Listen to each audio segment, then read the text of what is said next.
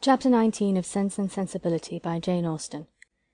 Edward remained a week at the cottage. He was earnestly pressed by Mrs. Dashwood to stay longer, but, as if he were bent only on self-mortification, he seemed resolved to be gone when his enjoyment among his friends was at the height.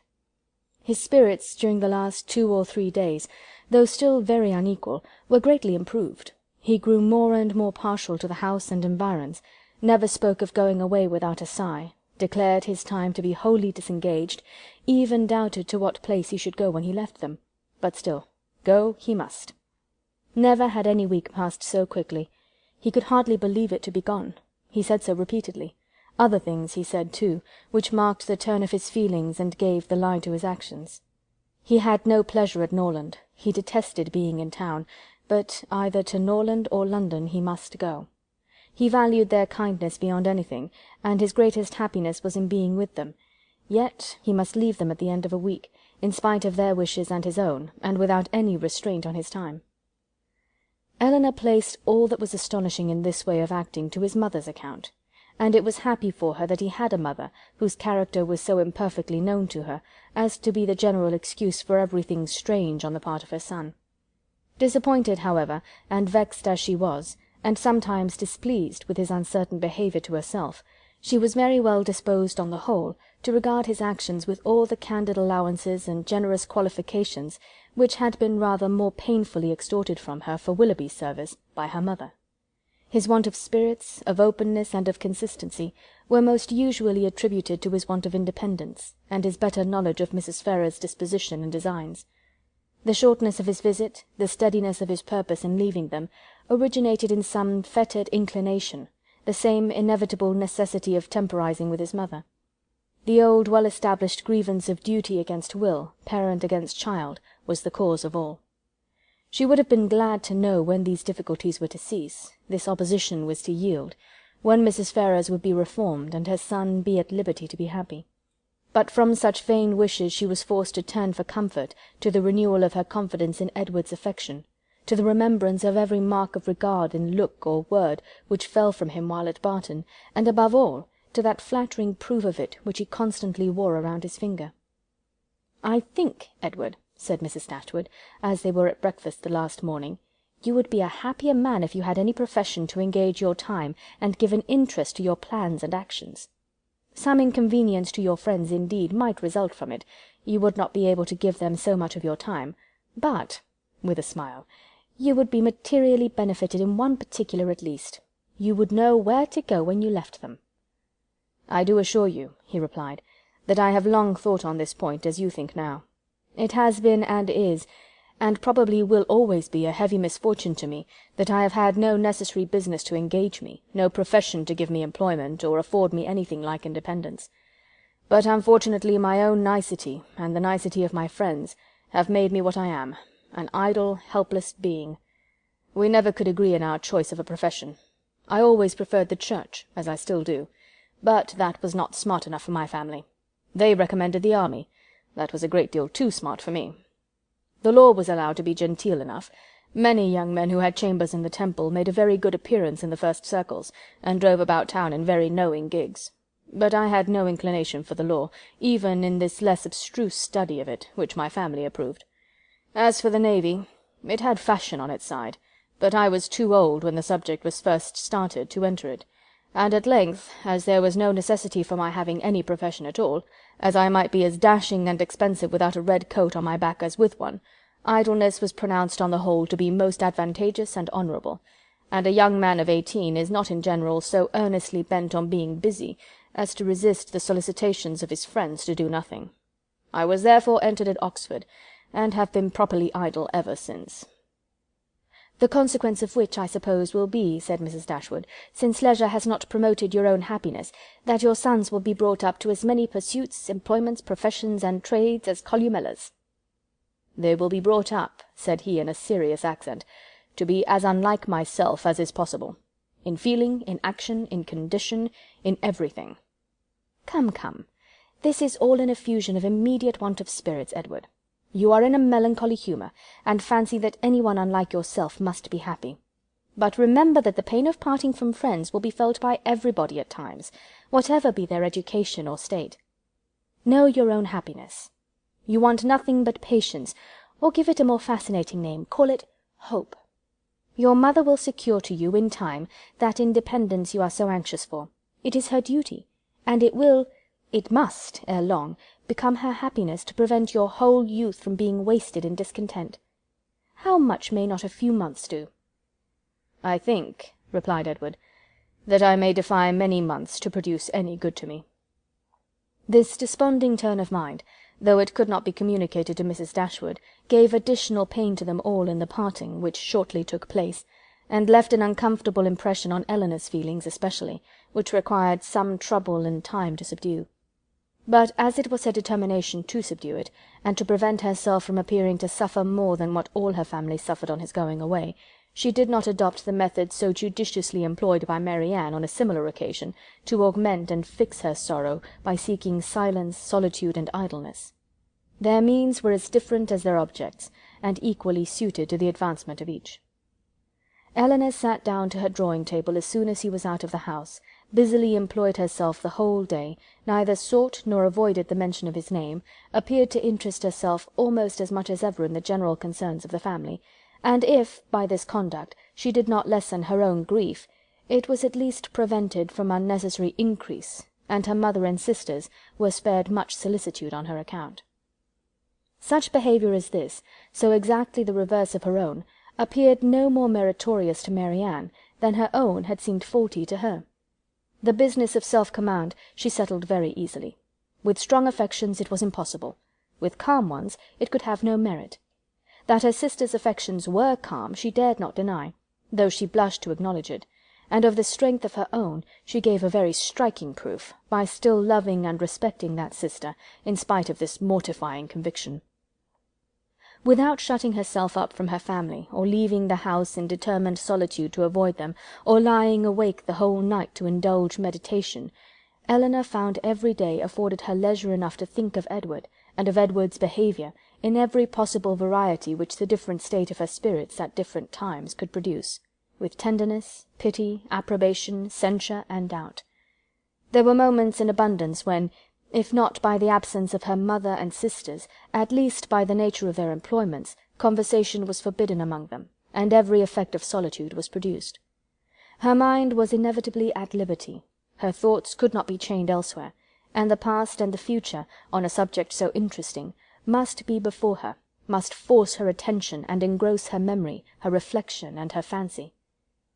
From a reverie of this kind, as she sat at her drawing-table, she was roused one morning, soon after Edward's leaving them, by the arrival of company. She happened to be quite alone. The closing of the little gate, at the entrance of the green court in front of the house, drew her eyes to the window, and she saw a large party walking up to the door. Amongst them were Sir John and Lady Middleton and Mrs. Jennings, but there were two others, a gentleman and lady, who were quite unknown to her.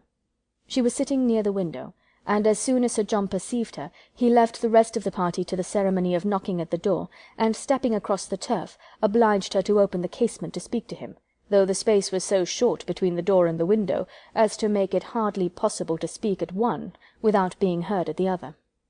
"Well," said he, "we have brought you some strangers. How do you like them?" "Hush, they will hear you." "Never mind if they do. It is only the Palmers. Charlotte is very pretty, I can tell you. You may see her if you look this way." As Elinor was certain of seeing her in a couple of minutes without taking that liberty, she begged to be excused. "Where is Marianne? Has she run away because we are come? I see her instrument is open." "She is walking, I believe." They were now joined by Mrs. Jennings, who had not patience enough to wait till the door was opened before she told her story. She came hallooing to the window. "How do you do, my dear? How does Mrs. Dashwood do? And where are your sisters? What, all alone? You will be glad of a little company to sit with you. I have brought my other son and daughter to see you. Only think of their coming so suddenly. I thought I heard a carriage last night, while we were drinking our tea, but it never entered my head that it could be them. I thought of nothing but whether it might not be Colonel Brandon come back again, so I said to Sir John, 'I do think I hear a carriage. Perhaps it is Colonel Brandon come back again.'" Elinor was obliged to turn from her in the middle of her story, to receive the rest of the party. Lady Middleton introduced the two strangers. Mrs. Dashwood and Margaret came downstairs at the same time, and they all sat down to look at one another, while Mrs. Jennings continued her story as she walked through the passage into the parlour, attended by Sir John. Mrs. Palmer was several years younger than Lady Middleton, and totally unlike her in every respect.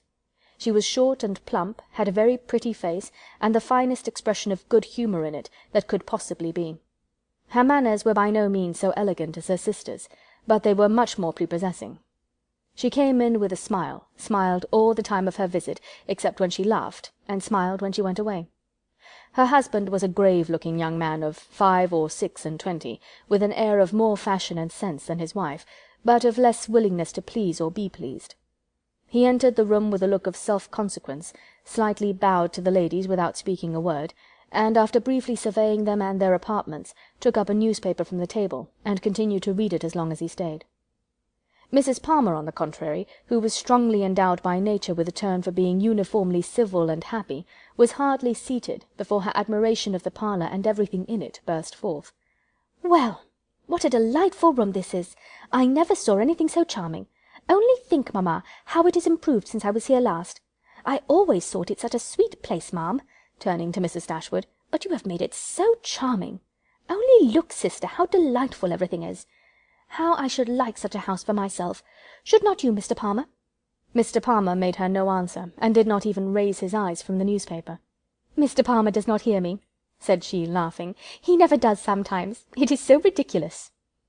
This was quite a new idea to Mrs. Dashwood. She had never been used to find wit in the inattention of anyone, and could not help looking with surprise at them both. Mrs. Jennings, in the meantime, talked on as loud as she could, and continued her account of their surprise the evening before on seeing their friends, without ceasing till everything was told.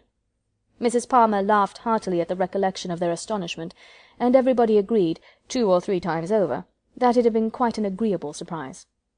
"You may believe how glad we all were to see them," added Mrs. Jennings, leaning forward towards Elinor, and speaking in a low voice as if she meant to be heard by no one else, though they were seated on different sides of the room. "But, however, I can't help wishing they had not travelled quite so fast, nor made such a long journey of it, for they came all round by London upon account of some business, for you know," nodding significantly and pointing to her daughter, "it was wrong in her situation. I wanted her to stay at home and rest this morning, but she would come with us. She longed so much to see you all." Mrs. Palmer laughed, and said it would not do her any harm. "She expects to be confined in February," continued Mrs. Jennings. Lady Middleton could no longer endure such a conversation, and therefore exerted herself to ask Mr. Palmer if there was any news in the paper. "No, none at all," he replied, and read on. "Here comes Marianne," cried Sir John. "Now, Palmer, you shall see a monstrous pretty girl." He immediately went into the passage, opened the front door, and ushered her in himself. Mrs. Jennings asked her, as soon as she appeared, if she had not been to Allenham, and Mrs. Palmer laughed so heartily at the question as to show she understood it. Mr. Palmer looked up on her entering the room, stared at her some minutes, and then returned to his newspaper. Mrs. Palmer's eye was now caught by the drawings which hung round the room. She got up to examine them. "Oh dear, how beautiful these are! Well, how delightful! Do but look, mamma, how sweet! I declare they are quite charming. I could look at them for ever." And then, sitting down again, she very soon forgot that there were any such things in the room. When Lady Middleton rose to go away, Mr. Palmer rose also, laid down the newspaper, stretched himself, and looked at them all around. "My love, have you been asleep?" said his wife, laughing. He made her no answer, and only observed, after again examining the room, that it was very low-pitched, and that the ceiling was crooked. He then made his bow, and departed with the rest. Sir John had been very urgent with them all to spend the next day at the park. Mrs. Dashwood, who did not choose to dine with them oftener than they dined at the cottage, absolutely refused on her own account. Her daughters might do as they pleased. But they had no curiosity to see how Mr. and Mrs. Palmer ate their dinner, and no expectation of pleasure from them in any other way. They attempted therefore likewise to excuse themselves. The weather was uncertain, and not likely to be good. But Sir John would not be satisfied. The carriage should be sent for them, and they must come. Lady Middleton too, though she did not press their mother, pressed them. Mrs. Jennings and Mrs. Palmer joined their entreaties. All seemed equally anxious to avoid a family party, and the young ladies were obliged to yield. "Why should they ask us?" said Marianne, as soon as they were gone. "The rent of this cottage is said to be low, but we have it on very hard terms, if we are to dine at the park whenever any one is staying either with them or with us." "They mean no less to be civil and kind to us now," said Elinor, "by these frequent invitations, than by those which we received from them a few weeks ago. The alteration is not in them, if their parties are grown tedious and dull. We must look for the change elsewhere."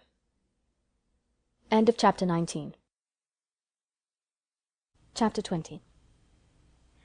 As the Miss Dashwoods entered the drawing-room of the park the next day at one door, Mrs. Palmer came running in at the other, looking as good-humoured and merry as before. She took them all most affectionately by the hand, and expressed great delight in seeing them again. "I am so glad to see you," said she, seating herself between Elinor and Mary Ann, "for it is so bad a day I was afraid you might not come, which would be a shocking thing, as we go away again to-morrow. We must go, for the Westons come to us next week, you know. It was quite a sudden thing our coming at all, and I knew nothing of it till the carriage was coming to the door, and then Mr. Palmer asked me if I would go with him to Barton. He is so droll. He never tells me anything. I am so sorry we cannot stay longer. However, we shall meet again in town very soon, I hope." They were obliged to put an end to such an expectation. "Not go to town!" cried Mrs. Palmer with a laugh. "I shall be quite disappointed if you do not. I could get the nicest house in the world for you, next door to ours, in Hanover Square. You must come, indeed. I am sure I shall be very happy to chaperon you at any time till I am confined, if Mrs. Dashwood should not like to go into public." They thanked her, but were obliged to resist all her entreaties. "Oh, my love!" cried Mrs. Palmer to her husband, who just then entered the room, "you must help me to persuade the Miss Dashwoods to go to town this winter." Her love made no answer, and after slightly bowing to the ladies, began complaining of the weather. "How horrid all this is!" said he. "Such weather makes everything and everybody disgusting.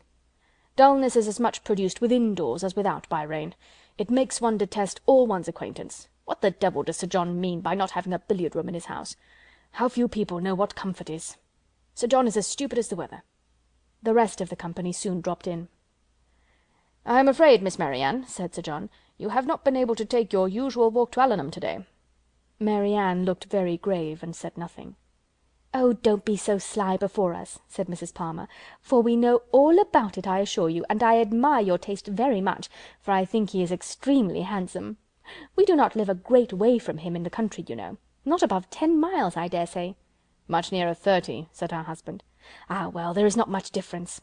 I never was at his house, but they say it is a sweet, pretty place." "As vile a spot as I ever saw in my life," said Mr. Palmer. Mary Ann remained perfectly silent, though her countenance betrayed her interest in what was said. "Is it very ugly?" continued Mrs. Palmer. "Then it must be some other place that is so pretty, I suppose." When they were seated in the dining-room, Sir John observed with regret that they were only 8 altogether. "My dear," said he to his lady, "it is very provoking that we should be so few. Why did not you ask the Gilberts to come to us to-day?" "Did not I tell you, Sir John, when you spoke to me about it before, that it could not be done? They dined with us last." "You and I, Sir John," said Mrs. Jennings, "should not stand upon such ceremony." "Then you would be very ill-bred," cried Mr. Palmer. "My love, you contradict everybody," said his wife with her usual laugh. "Do you know that you are quite rude?" "I did not know I contradicted anybody in calling your mother ill-bred." "Aye, you may abuse me as you please," said the good-natured old lady. "You have taken Charlotte off my hands, and cannot give her back again. So there I have the whip-hand of you."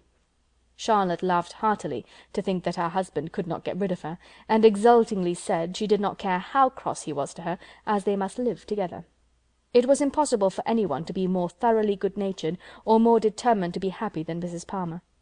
The studied indifference, insolence, and discontent of her husband gave her no pain, and when he scolded or abused her, she was highly diverted. "Mr. Palmer is so droll," said she in a whisper to Elinor. "He is always out of humour." Elinor was not inclined, after a little observation, to give him credit for being so genuinely and unaffectedly ill-natured or ill-bred as he wished to appear.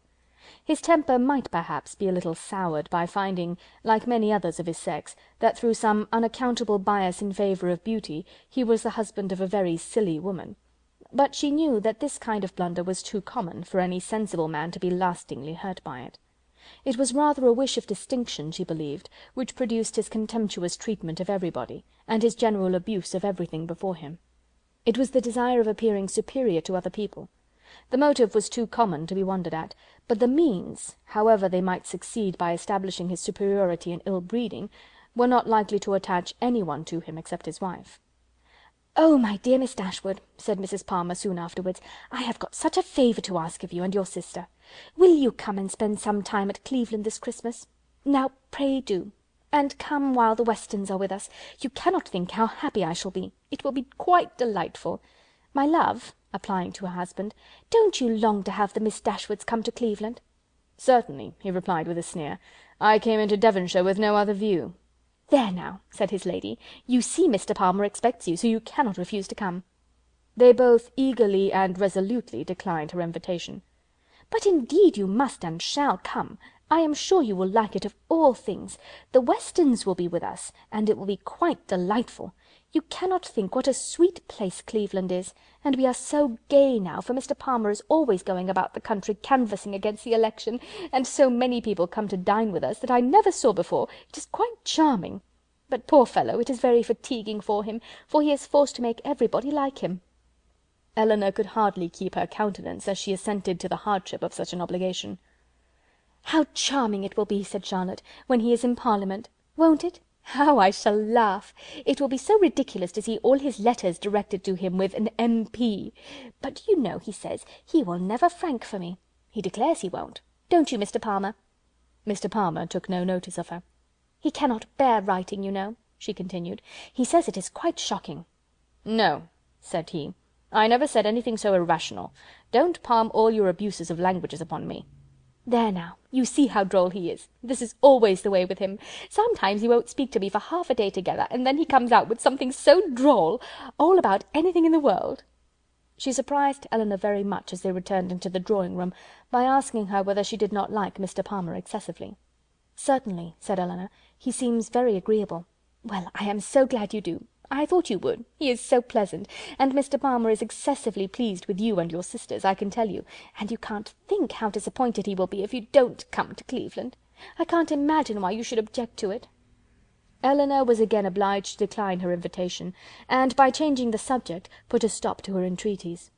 She thought it probable that as they lived in the same county, Mrs. Palmer might be able to give some more particular account of Willoughby's general character than could be gathered from the Middletons' partial acquaintance with him, and she was eager to gain from any one such a confirmation of his merits as might remove the possibility of fear from Mary Ann. She began by inquiring if they saw much of Mr. Willoughby at Cleveland, and whether they were intimately acquainted with him. "Oh dear, yes, I know him extremely well," replied Mrs. Palmer. "Not that I ever spoke to him, indeed, but I have seen him for ever in town. Somehow or other, I never happened to be staying at Barton while he was at Allenham. Mamma saw him here once before, but I was with my uncle at Weymouth. However, I dare say we should have seen a great deal of him at Somersetshire, if it had not happened very unluckily that we should never have been in the country together. He is very little at Coombe, I believe, but if he were ever so much there, I do not think Mr. Palmer would visit him, for he is in the opposition, you know, and besides, it is such a way off. I know why you inquire about him very well. Your sister is to marry him. I am monstrous glad of it, for then I shall have her for a neighbour, you know." "Upon my word," replied Elinor, "you know much more of the matter than I do, if you have any reason to expect such a match." "Don't pretend to deny it, because you know it is what everybody talks of. I assure you I heard of it in my way through town." "My dear Mrs. Palmer!" "Upon my honour I did. I met Colonel Brandon Monday morning in Bond Street, just before we left town, and he told me of it directly." "You surprise me very much. Colonel Brandon tell you of it? Surely you must be mistaken. To give such intelligence to a person who could not be interested in it, even if it were true, is not what I should expect Colonel Brandon to do." "But I do assure you it was so, for all that, and I will tell you how it happened. When we met him, he turned back and walked with us, and so we began talking of my brother and sister, and one thing and another, and I said to him, 'So, Colonel, there is a new family come to Barton Cottage, I hear, and mamma sends me word that they are very pretty, and that one of them is going to be married to Mr. Willoughby of Combe Magna. Is it true, pray? For of course you must know, as you have been in Devonshire so lately.'" "And what did the Colonel say?" "Oh, he did not say very much, but he looked as if he knew it to be true. So from that moment I set it down as certain. It will be quite delightful, I declare. When is it to take place?" "Mr. Brandon was very well, I hope?" "Oh, yes, quite well, and so full of your praises, he did nothing but say fine things of you." "I am flattered by his commendation. He seems an excellent man, and I think him uncommonly pleasing." "So do I. He is such a charming man, that it is quite a pity he should be so grave and so dull. Mamma says he was in love with your sister too. I assure you it was a great compliment if he was, for he hardly ever falls in love with anybody." "Is Mr. Willoughby much known in your part of Somersetshire?" said Elinor. "Oh yes, extremely well. That is, I do not believe many people are acquainted with him, because Combe Magna is so far off, but they all think him extremely agreeable, I assure you. Nobody is more liked than Mr. Willoughby wherever he goes, and so you may tell your sister.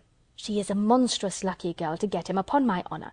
Not but that he is much more lucky in getting her, because she is so very handsome and agreeable, that nothing can be good enough for her. However, I don't think her hardly at all handsomer than you, I assure you, for I think you both excessively pretty, and so does Mr. Palmer too, I am sure, though we could not get him to own it last night." Mrs. Palmer's information respecting Willoughby was not very material, but any testimony in his favour, however small, was pleasing to her.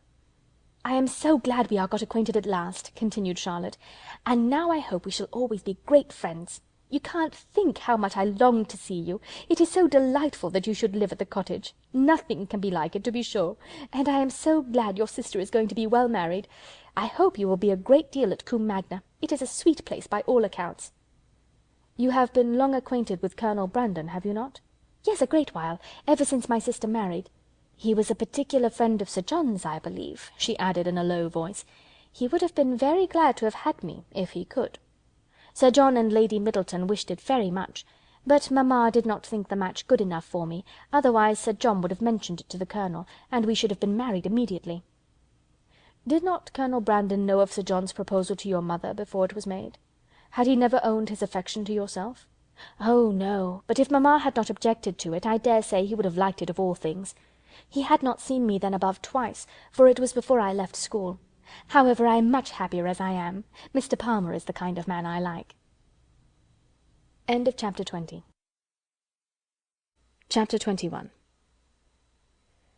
The Palmers returned to Clevedon the next day, and the two families at Barton were again left to entertain each other.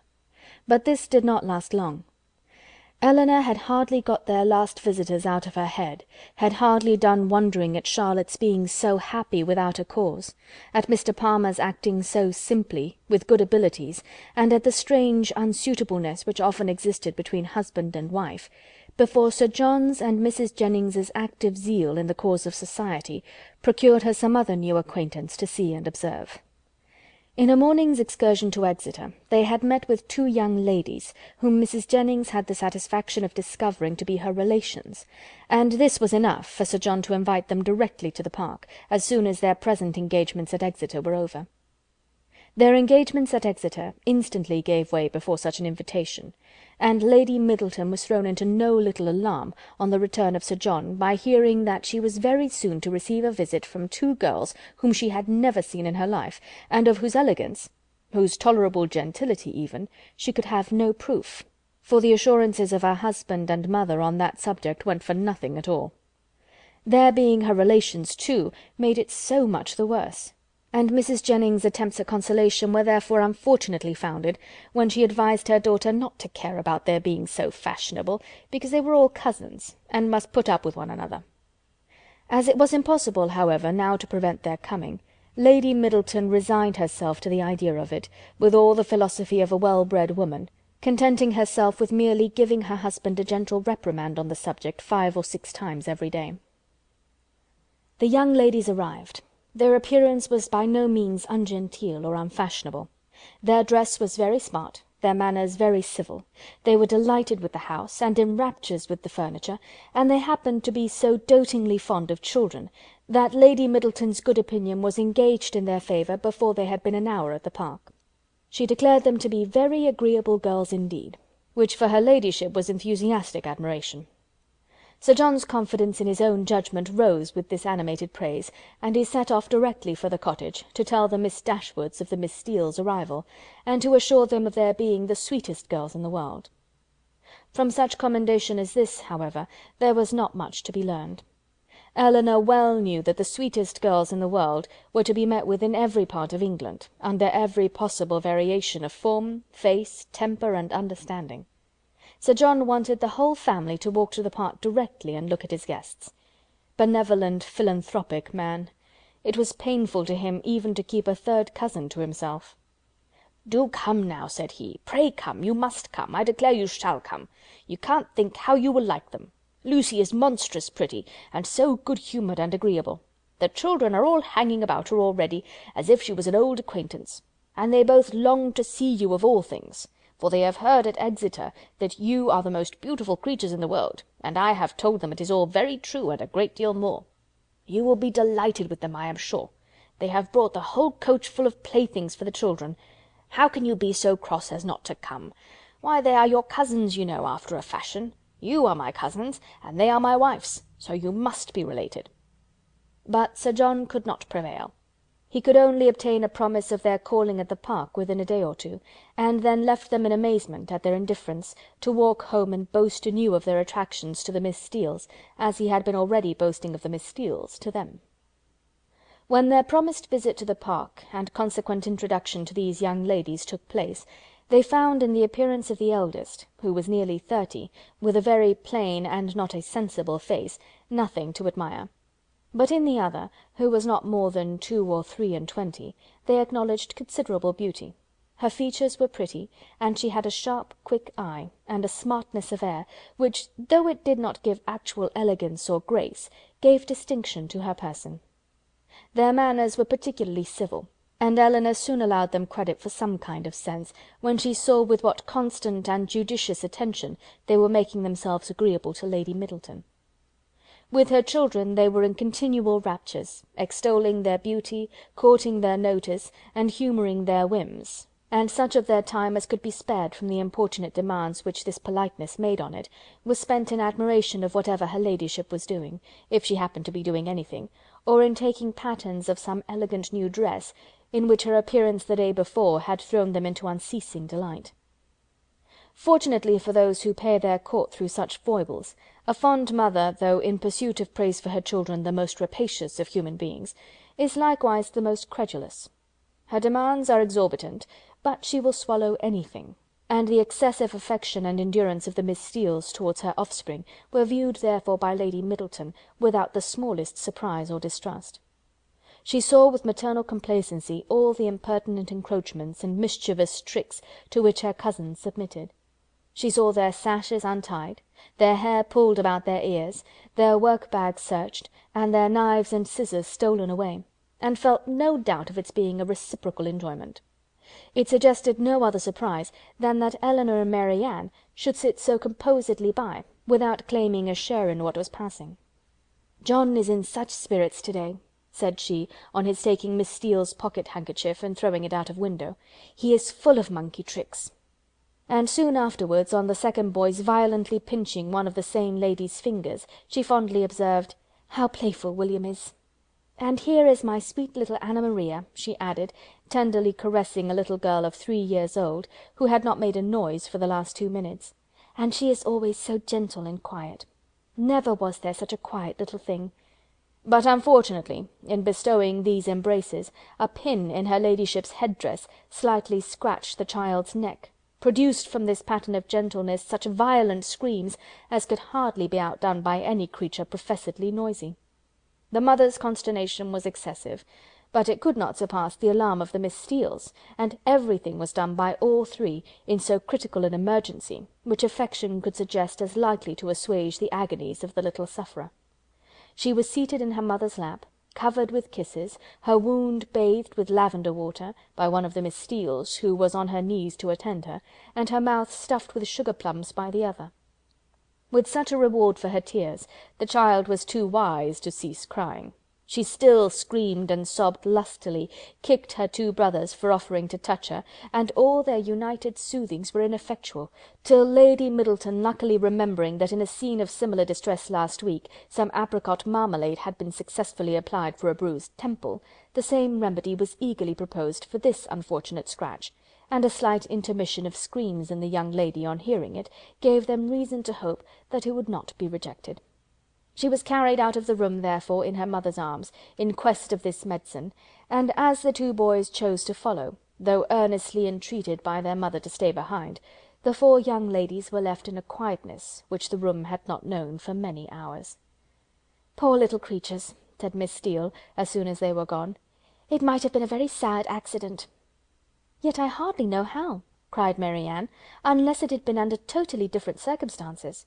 But this is the usual way of heightening alarm, where there is nothing to be alarmed at in reality." "What a sweet woman Lady Middleton is," said Lucy Steele. Mary Ann was silent. It was impossible for her to say what she did not feel, however trivial the occasion; and upon Elinor, therefore, the whole task of telling lies when politeness required it, always fell. She did her best, when thus called on, by speaking of Lady Middleton with more warmth than she felt, though with far less than Miss Lucy. "And Sir John too," cried the eldest sister. "What a charming man he is!" Here, too, Miss Dashwood's commendation, being only simple and just, came in without any eclat. She merely observed that he was perfectly good-humoured and friendly. "And what a charming little family they have! I never saw such fine children in my life. I declare I quite dote upon them already. And indeed I am always distractedly fond of children." "I should guess so," said Elinor with a smile, "from what I have witnessed this morning." "I have a notion," said Lucy, "you think the little Middletons rather too much indulged. Perhaps they may be the outside of enough, but it is so natural in Lady Middleton, and for my part I love to see children full of life and spirits. I cannot bear them if they are tame and quiet." "I confess," replied Elinor, "that while I am at Barton Park, I never think of tame and quiet children with any abhorrence." A short pause succeeded this speech, which was first broken by Miss Steele, who seemed very much disposed for conversation, and who now said rather abruptly, "And how do you like Devonshire, Miss Dashwood? I suppose you were very sorry to leave Sussex." In some surprise at the familiarity of this question, or at least of the manner in which it was spoken, Elinor replied that she was. "Norland is a prodigious beautiful place, is not it?" added Miss Steele. "We have heard Sir John admire it excessively," said Lucy, who seemed to think some apology necessary for the freedom of her sister. "I think everyone must admire it," replied Elinor, "whoever saw the place, though it is not to be supposed that anyone can estimate its beauties as we do." "And you had a great many smart beaux there. I suppose you have not so many in this part of the world. For my part, I think they are a vast addition always." "But why should you think," said Lucy, looking ashamed of her sister, "that there are not as many genteel young men in Devonshire as Sussex?" "Nay, my dear, I'm sure I don't pretend to say that there aren't. I'm sure there's a vast many smart beaux in Exeter, but you know, how could I tell what smart beaux there might be about Norland? And I was only afraid the Miss Dashwoods might find it dull at Barton, if they had not so many as they used to have. But perhaps you young ladies may not care about the beaux, and had as lief be without them as with them. For my part, I think they are vastly agreeable, provided they dress smart and behave civil. But I can't bear to see them dirty and nasty. Now there's Mr. Rose at Exeter, a prodigious smart young man, quite a beau, clerk to Mr. Simpson, you know, and yet if you do but meet him of a morning, he is not fit to be seen. I suppose your brother was quite a beau, Miss Dashwood, before he married, as he was so rich?" "Upon my word," replied Elinor, "I cannot tell you, for I do not perfectly comprehend the meaning of the word. But this I can say, that if he ever was a beau before he married, he is one still, for there is not the smallest alteration in him." "Oh dear! One never thinks of married men's being beaux. They have something else to do." "Lord, Anne!" cried her sister, "you can talk of nothing but beaux. You will make Miss Dashwood believe you think of nothing else." And then, to turn the discourse, she began admiring the house and the furniture. This specimen of the Miss Steeles was enough. The vulgar freedom and folly of the eldest sister left her no recommendation, and as Elinor was not blinded by the beauty or the shrewd look of the youngest, to her want of real elegance and artlessness, she left the house without any wish of knowing them better. Not so the Miss Steeles. They came from Exeter, well provided with admiration for the use of Sir John Middleton, his family, and all his relations, and no niggardly proportion was now dealt out to his fair cousins, whom they declared to be the most beautiful, elegant, accomplished, and agreeable girls they had ever beheld, and with whom they were particularly anxious to be better acquainted. And to be better acquainted, therefore, Elinor soon found was their inevitable lot, for as Sir John was entirely on the side of the Miss Steeles, their party would be too strong for opposition, and that kind of intimacy must be submitted to, which consists of sitting an hour or two together in the same room almost every day. Sir John could do no more, but he did not know that any more was required. To be together was, in his opinion, to be intimate, and while his continual schemes for their meeting were effectual, he had not a doubt of their being established friends. To do him justice, he did everything in his power to promote their unreserve, by making the Miss Steeles acquainted with whatever he knew or supposed of his cousin's situations in the most delicate particulars, and Elinor had not seen them more than twice, before the eldest of them wished her joy on her sister's having been so lucky as to make a conquest of a very smart beau since she came to Barton. "'Twill be a fine thing to have her married so young, to be sure," said she, "and I hear he is quite a beau, and prodigious handsome. And I hope you may have as good luck yourself soon, but perhaps you may have a friend in the corner already."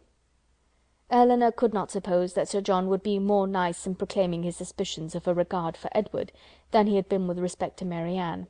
Indeed, it was rather his favourite joke of the two, as being somewhat newer and more conjectural, and since Edward's visit they had never dined together without his drinking to her best affections with so much significancy and so many nods and winks as to excite general attention.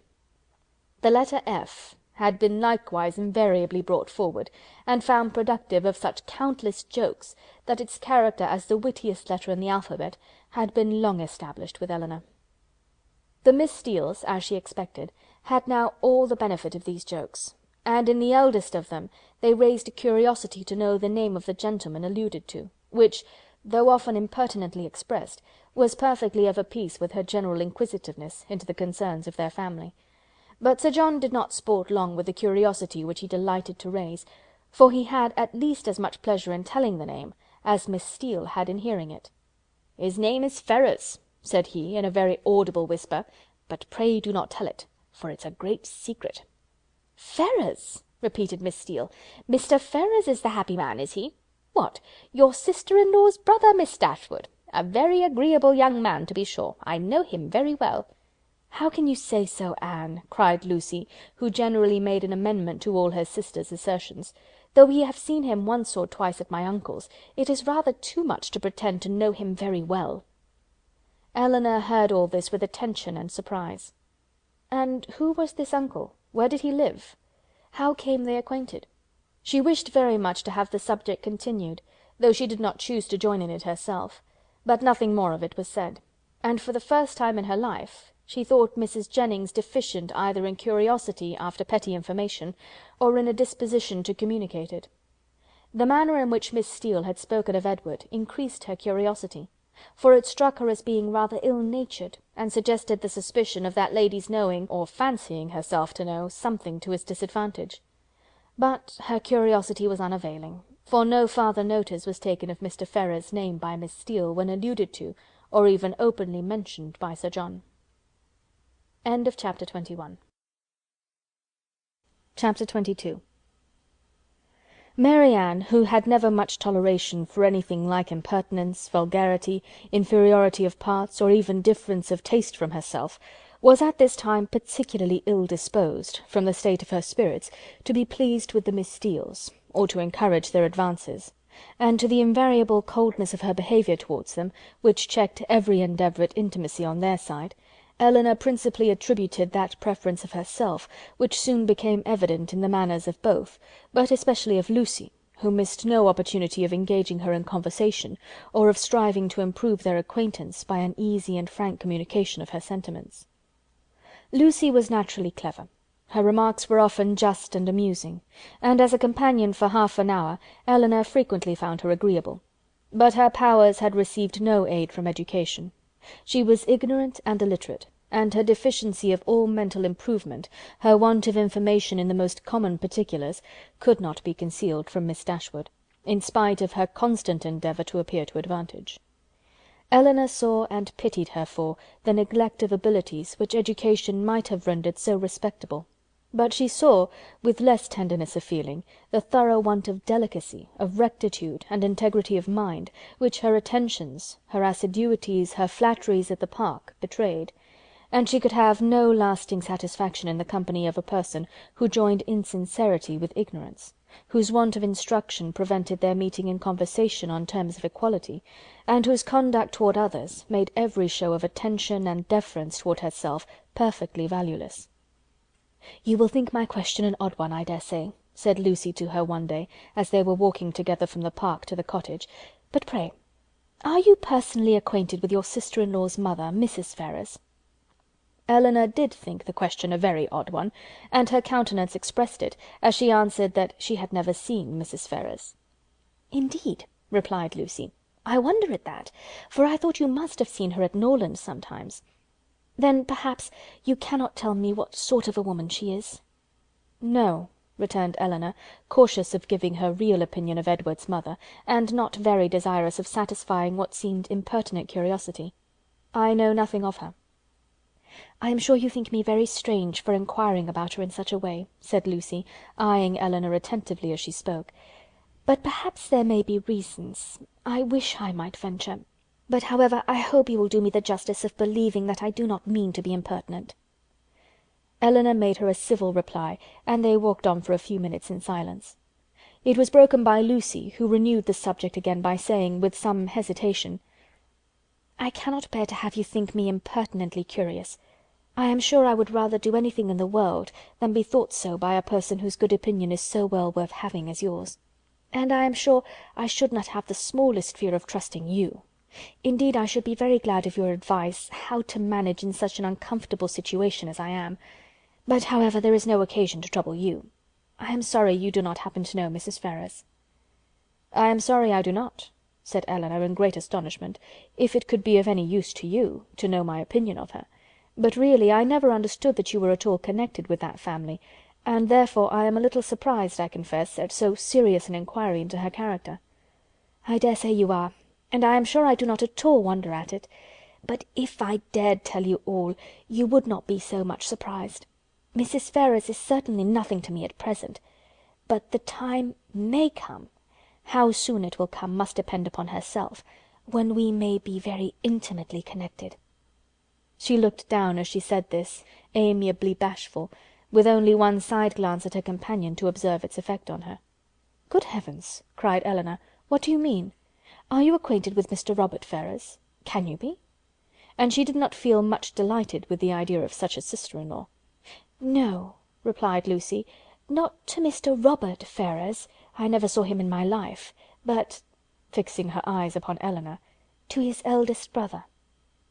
What felt Elinor at that moment? Astonishment, that would have been as painful as it was strong, had not an immediate disbelief at the assertion attended it. She turned towards Lucy in silent amazement, unable to divine the reason or object of such a declaration, and though her complexion varied, she stood firm in incredulity, and felt in no danger of an hysterical fit or a swoon. "You may well be surprised," continued Lucy, "for to be sure you could have had no idea of it before, for I dare say he never dropped the smallest hint of it to you or any of your family, because it was always meant to be a great secret, and I am sure has been faithfully kept so by me to this hour. Not a soul of all my relations know of it but Anne, and I should never have mentioned it to you if I had not felt the greatest dependence in the world upon your secrecy. And I really thought my behaviour in asking so many questions about Mrs. Ferrars must seem odd, that it ought to be explained. And I do not think Mr. Ferrars can be displeased when he knows I have trusted you, because I know he has the highest opinion in the world of all your family, and looks upon yourself and the other Miss Dashwoods quite as his own sisters." She paused. Elinor for a few moments remained silent. Her astonishment at what she heard was at first too great for words, but at length, forcing herself to speak, and to speak cautiously, she said, with calmness of manner, which tolerably well concealed her surprise and solicitude, "May I ask if your engagement is of long standing?" "We have been engaged these 4 years." "4 years?" "Yes." Elinor, though greatly shocked, still felt unable to believe it.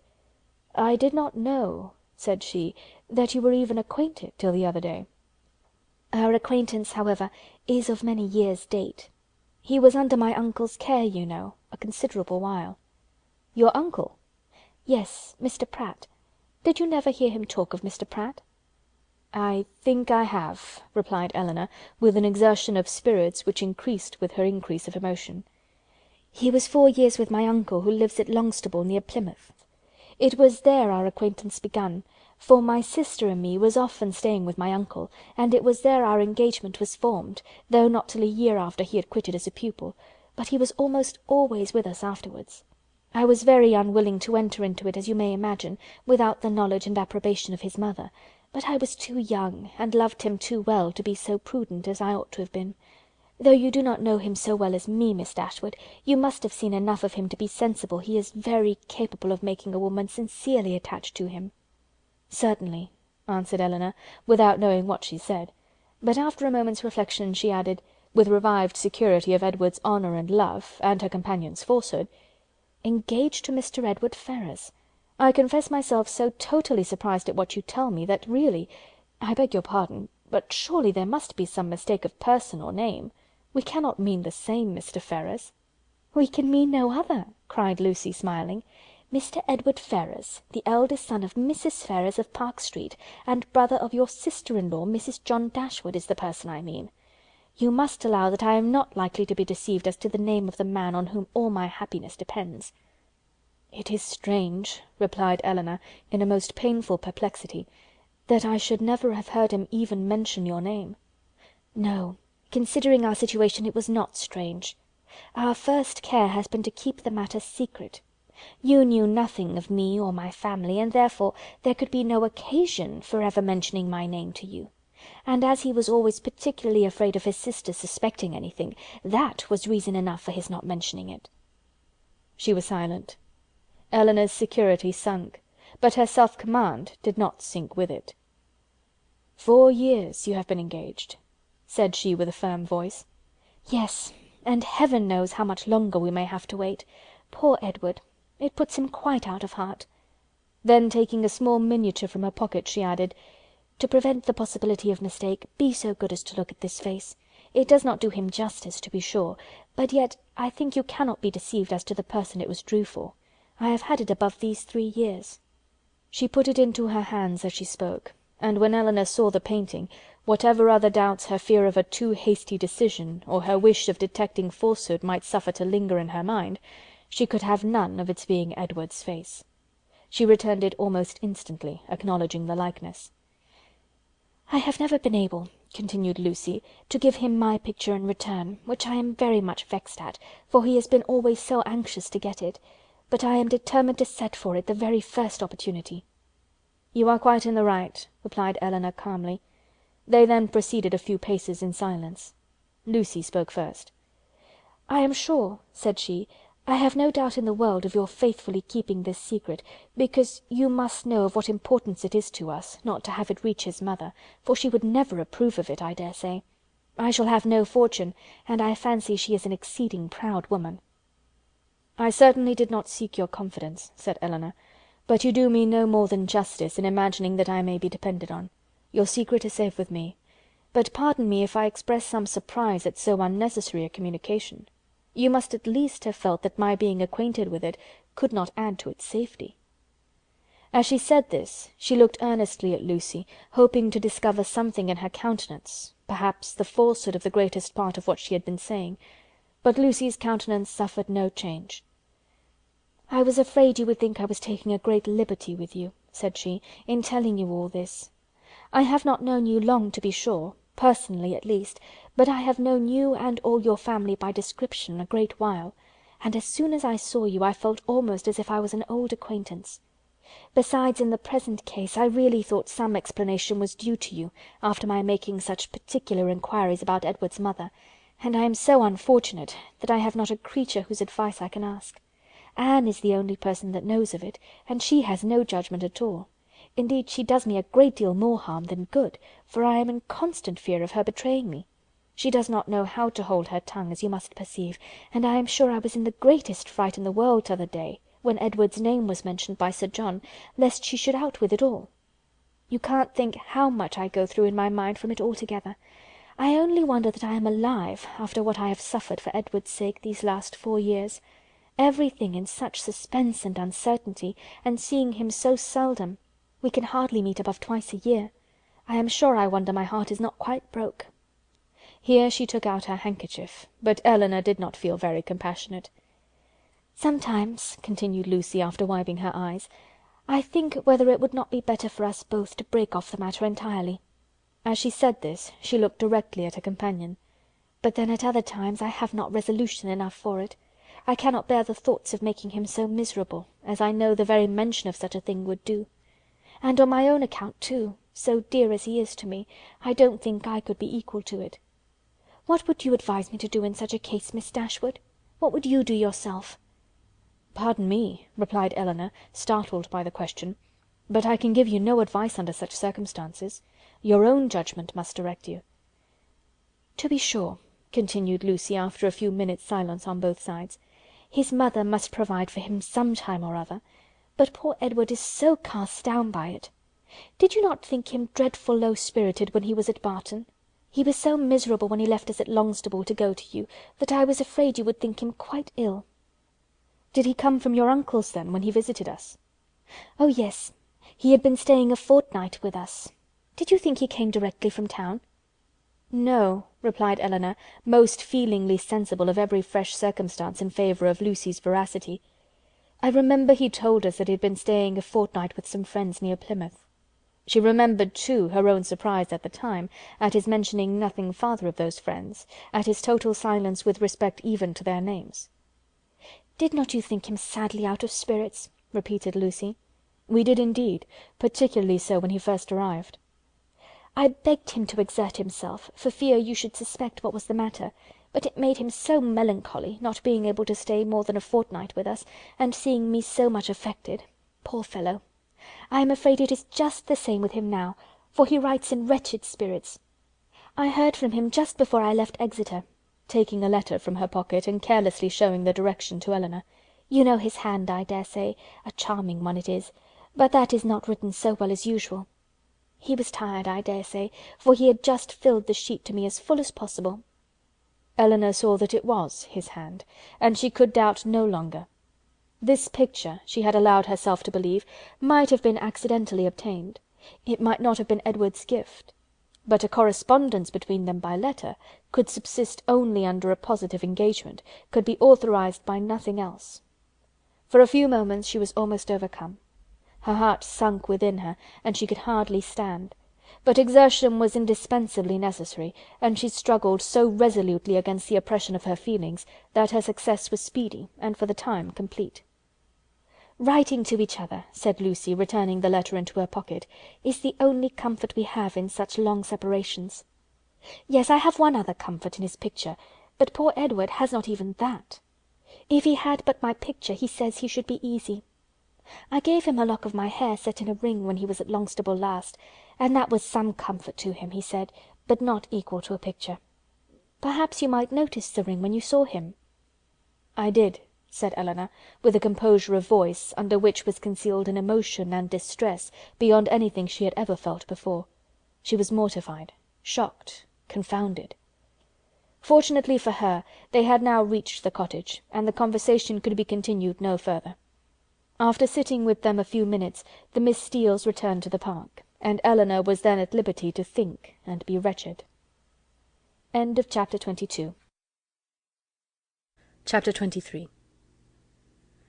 However small Elinor's general dependence on Lucy's veracity might be, it was impossible for her, on serious reflection, to suspect it in the present case, where no temptation could be answerable to the folly of inventing a falsehood of such a description. What Lucy had asserted to be true, therefore, Elinor could not, dared not, longer doubt, supported as it was too on every side by such probabilities and proofs, and contradicted by nothing but her own wishes.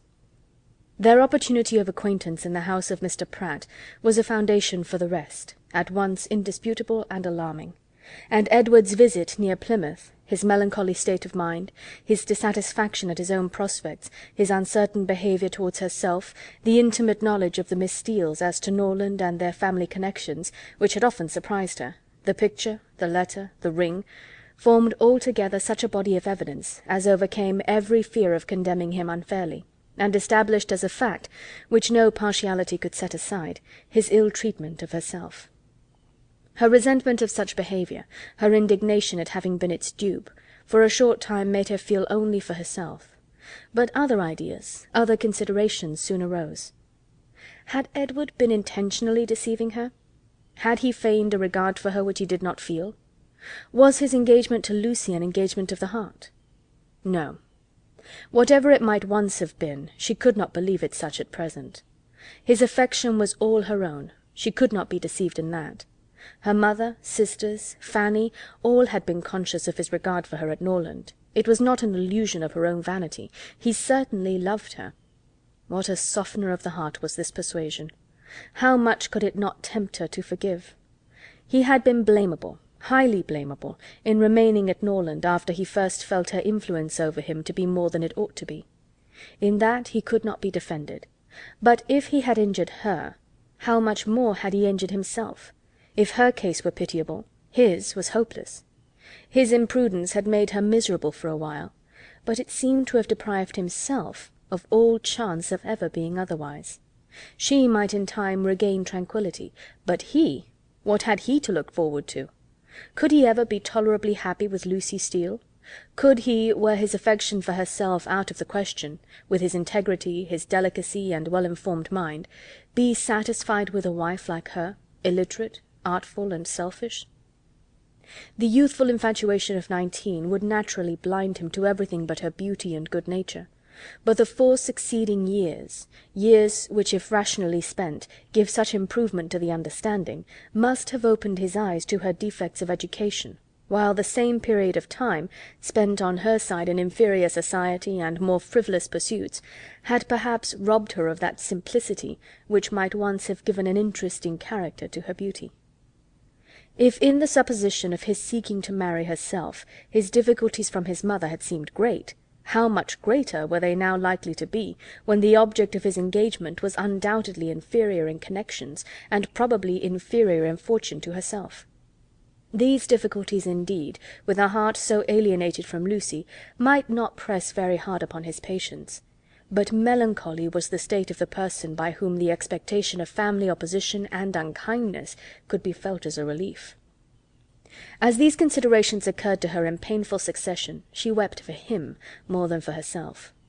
Supported by the conviction of having done nothing to merit her present unhappiness, and consoled by the belief that Edward had done nothing to forfeit her esteem, she thought she could even now, under the first smart of the heavy blow, command herself enough to guard every suspicion of the truth from her mother and sisters. And so well was she able to answer her own expectations, that when she joined them at dinner, only 2 hours after she had first suffered the extinction of all her dearest hopes, no one would have supposed from the appearance of the sisters that Elinor was mourning in secret over obstacles which must divide her forever from the object of her love, and that Mary Ann was internally dwelling on the perfections of a man of whose whole heart she felt thoroughly possessed, and whom she expected to see in every carriage which drove near their house. The necessity of concealing from her mother and Mary Ann what had been entrusted in confidence to herself, though it obliged her to unceasing exertion, was no aggravation of Elinor's distress. On the contrary, it was a relief to her, to be spared the communication of what would give such affliction to them, and to be saved likewise from hearing that condemnation of Edward which would probably flow from the excess of their partial affection for herself, and which was more than she felt equal to support. From their counsel or their conversation she knew she could receive no assistance. Their tenderness and sorrow must add to her distress, while her self-command would neither receive encouragement from their example nor from their praise. She was stronger alone, and her own good sense so well supported her that her firmness was as unshaken, her appearance of cheerfulness as invariable, as with regrets so poignant and so fresh it was possible for them to be. Much as she had suffered from her first conversation with Lucy on the subject, she soon felt an earnest wish of renewing it, and this for more reasons than one. She wanted to hear many particulars of their engagement repeated again.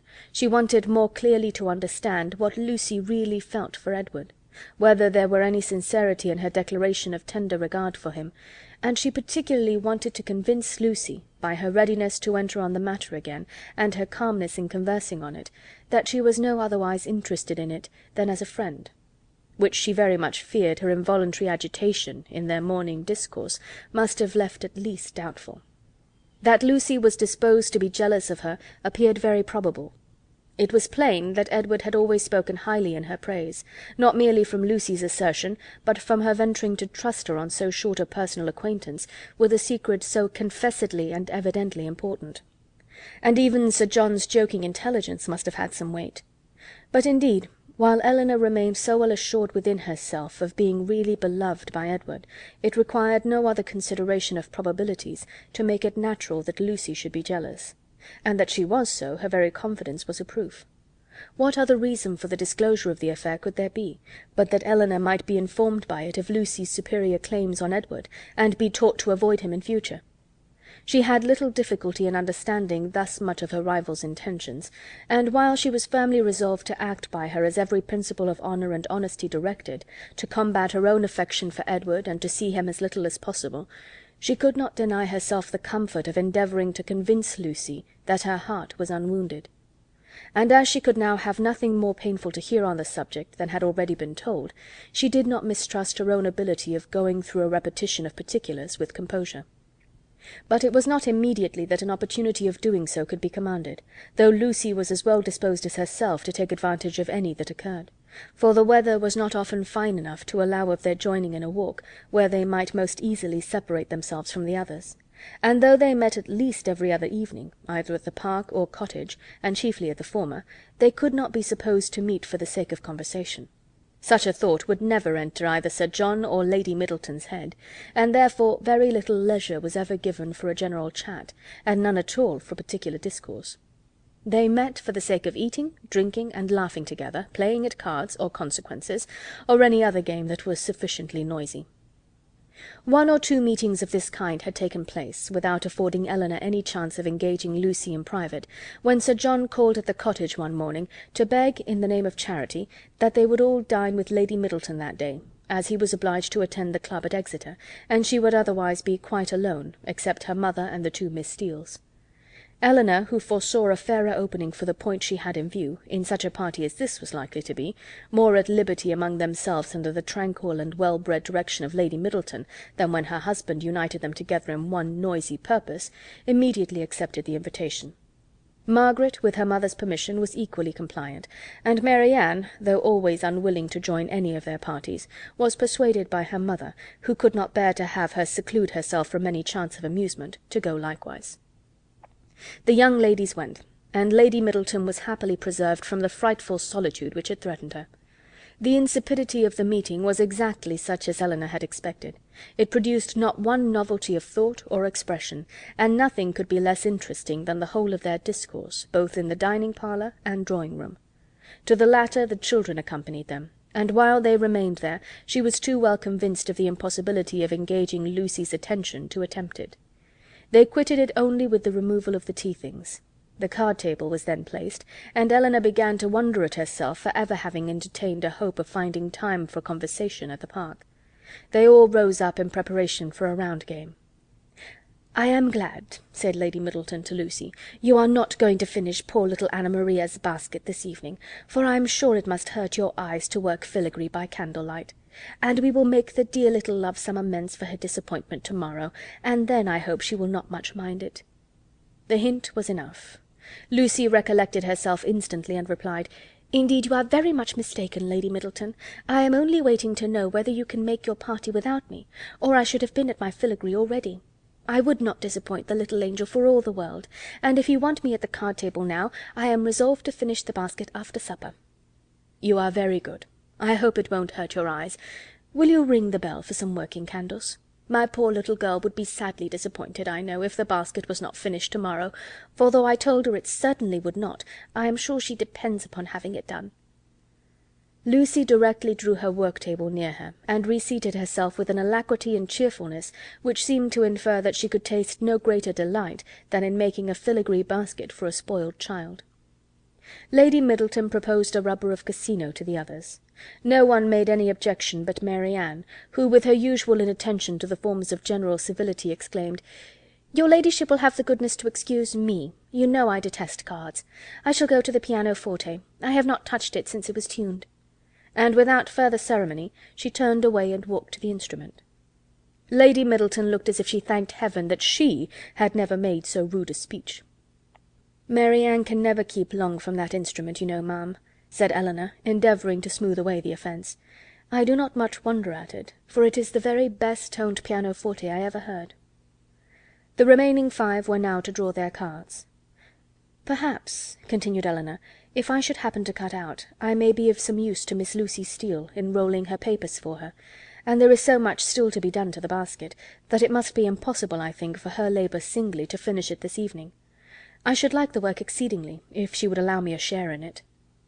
"Indeed, I shall be very much obliged to you for your help," cried Lucy, "for I find there is more to be done to it than I thought there was, and it would be a shocking thing to disappoint dear Anna Maria after all." "Oh, that would be terrible indeed," said Miss Steele. "Dear little soul, how I do love her." "You are very kind," said Lady Middleton to Eleanor, "and as you really like the work, perhaps you will be as well pleased not to cut in till another rubber, or will you take your chance now?"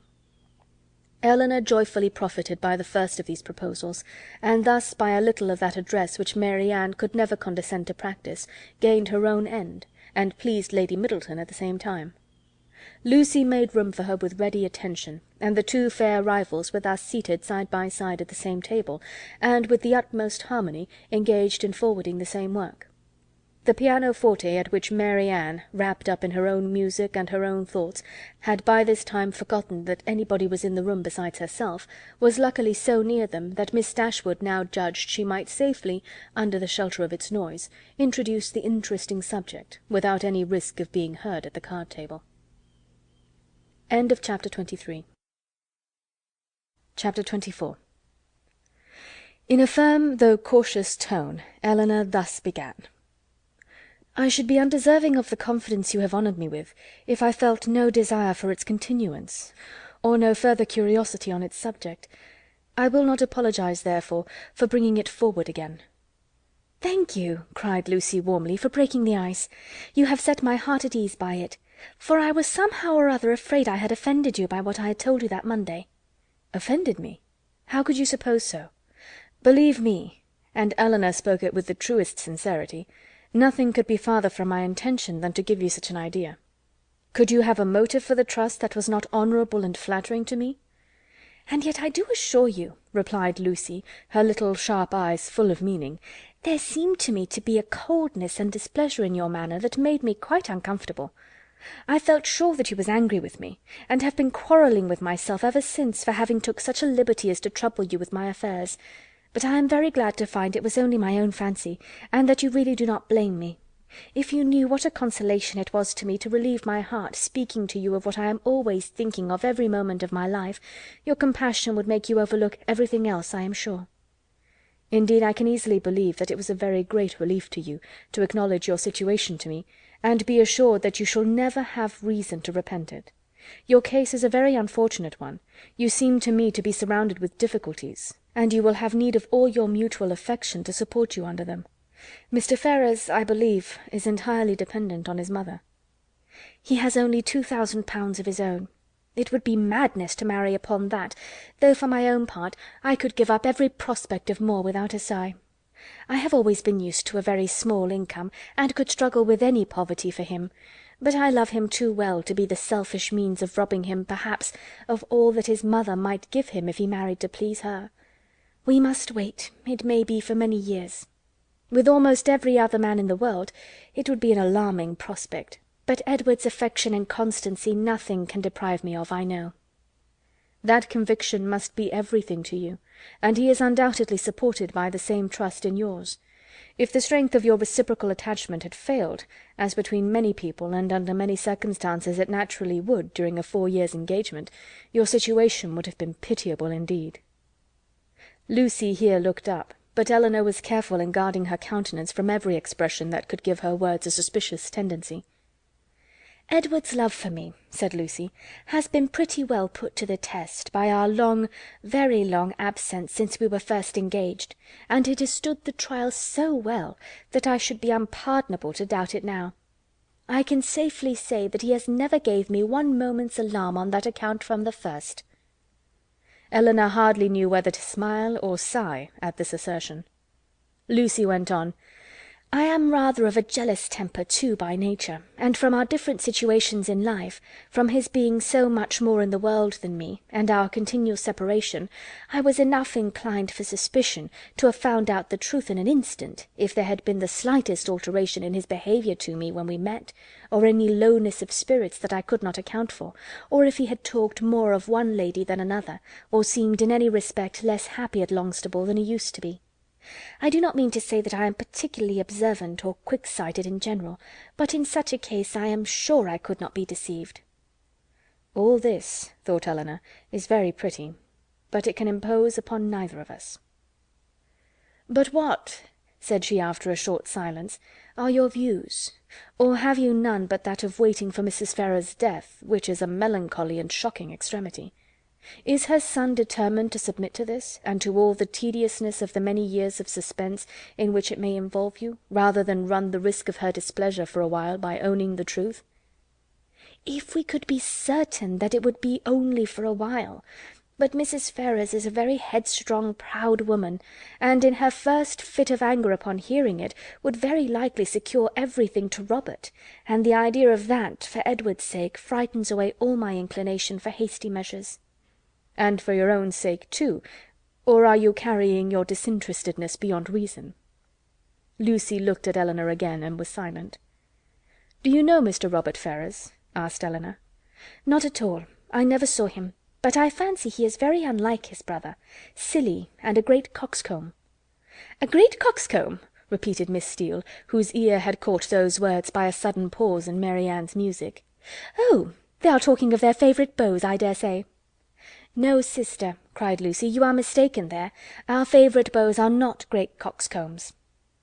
"I can answer for it that Miss Dashwood's is not," said Mrs. Jennings, laughing heartily, "for he is one of the modestest, prettiest behaved young men I ever saw. But as for Lucy, she is such a sly little creature, there is no finding out who she likes." "Oh!" cried Miss Steele, looking significantly round at them, "I dare say Lucy's beau is quite as modest and pretty behaved as Miss Dashwood's." Elinor blushed in spite of herself. Lucy bit her lip and looked angrily at her sister. A mutual silence took place for some time. Lucy first put an end to it by saying in a lower tone, though Mary Ann was then giving them the powerful protection of a very magnificent concerto, "I will honestly tell you of one scheme which has lately come into my head for bringing matters to bear.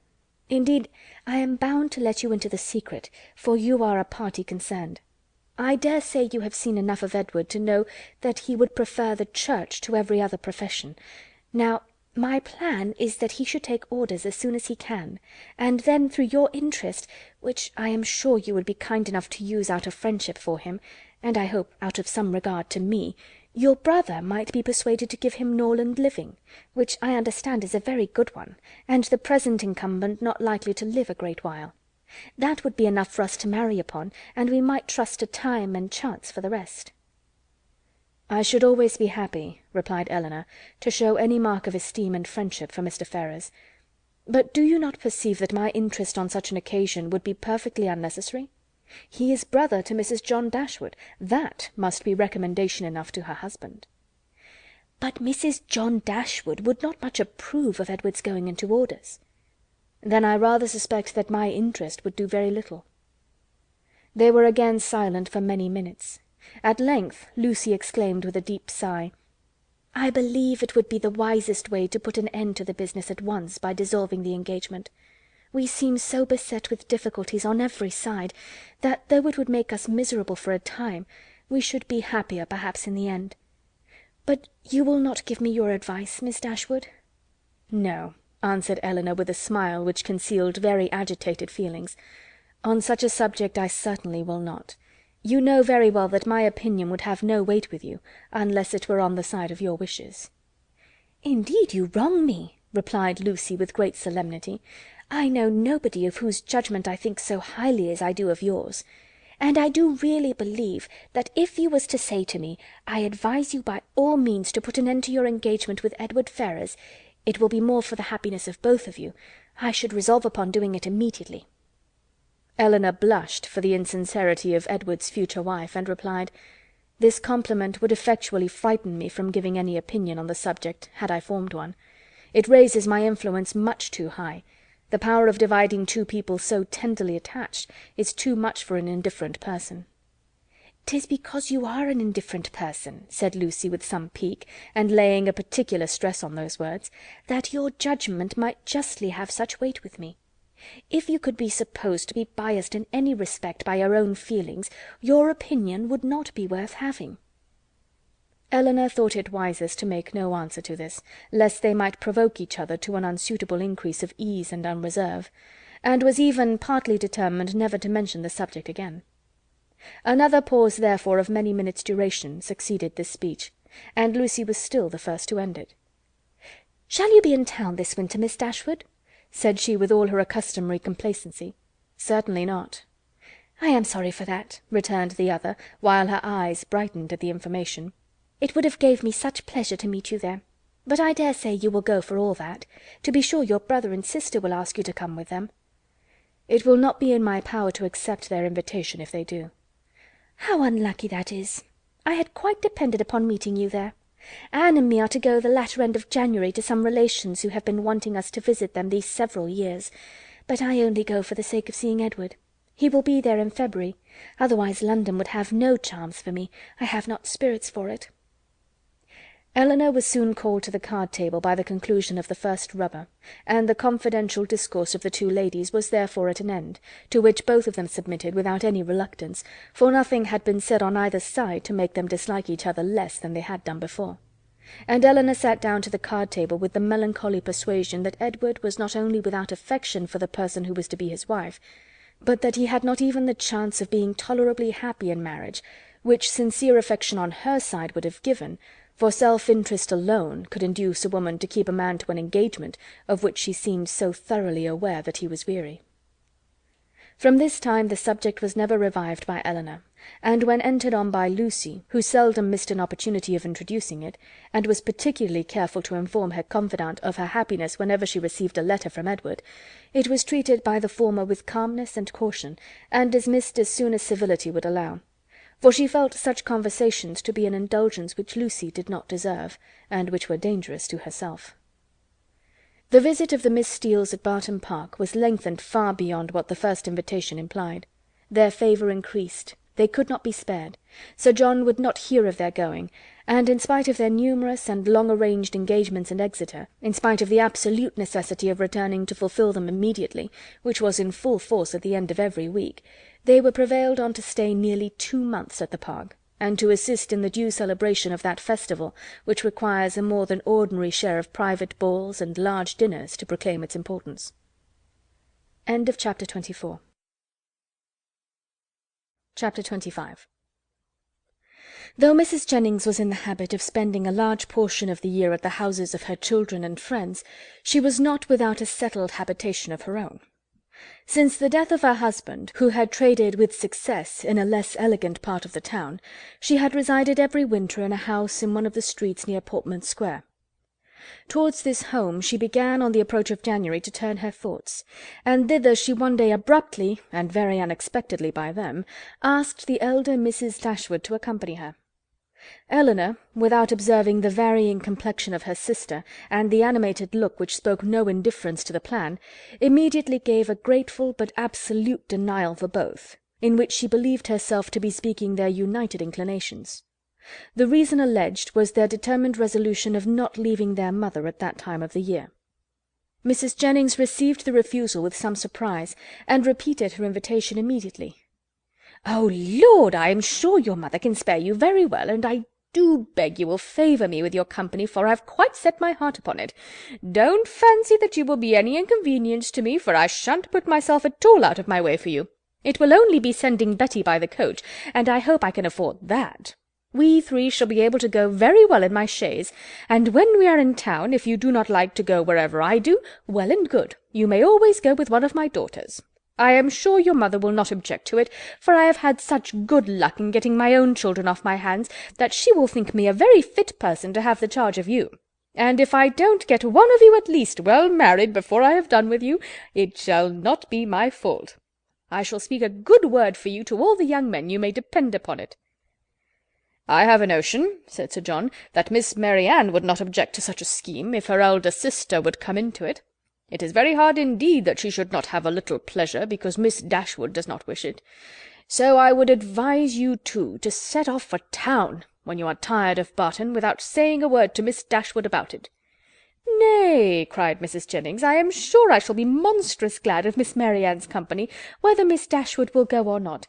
Only the more the merrier, say I, and I thought it would be more comfortable for them to be together, because if they got tired of me they might talk to one another, and laugh at my old ways behind my back. But one or the other, if not both of them, I must have. Lord bless me, how do you think I can live poking by myself, I who have always been used till this winter to have Charlotte with me? Come, Miss Mary Ann, let us strike hands upon the bargain, and if Miss Dashwood will change her mind by and by, why so much the better."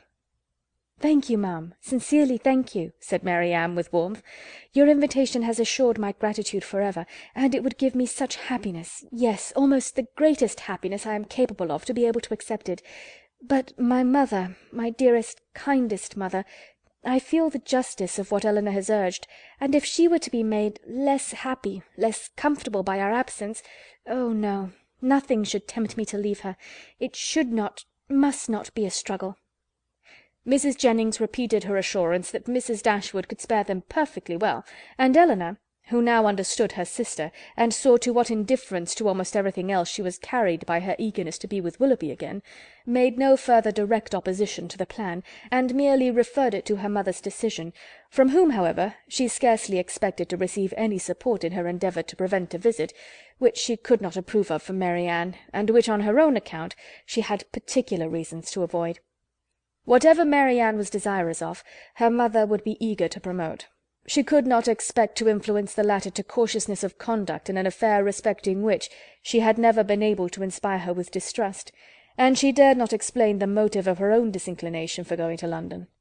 That Mary Ann, fastidious as she was, thoroughly acquainted with Mrs. Jennings's manners, and invariably disgusted by them, should overlook every inconvenience of that kind, should disregard whatever must be most wounding to her irritable feelings, in her pursuit of one object, was such a proof, so strong, so full, of the importance of that object to her, as Elinor, in spite of all that had passed, was not prepared to witness. On being informed of the invitation, Mrs. Dashwood, persuaded that such an excursion would be productive of much amusement to both her daughters, and perceiving through all her affectionate attention to herself how much the heart of Mary Ann was in it, would not hear of their declining the offer upon her account, insisted on their both accepting it directly, and then began to foresee, with her usual cheerfulness, a variety of advantages that would accrue to them all from this separation.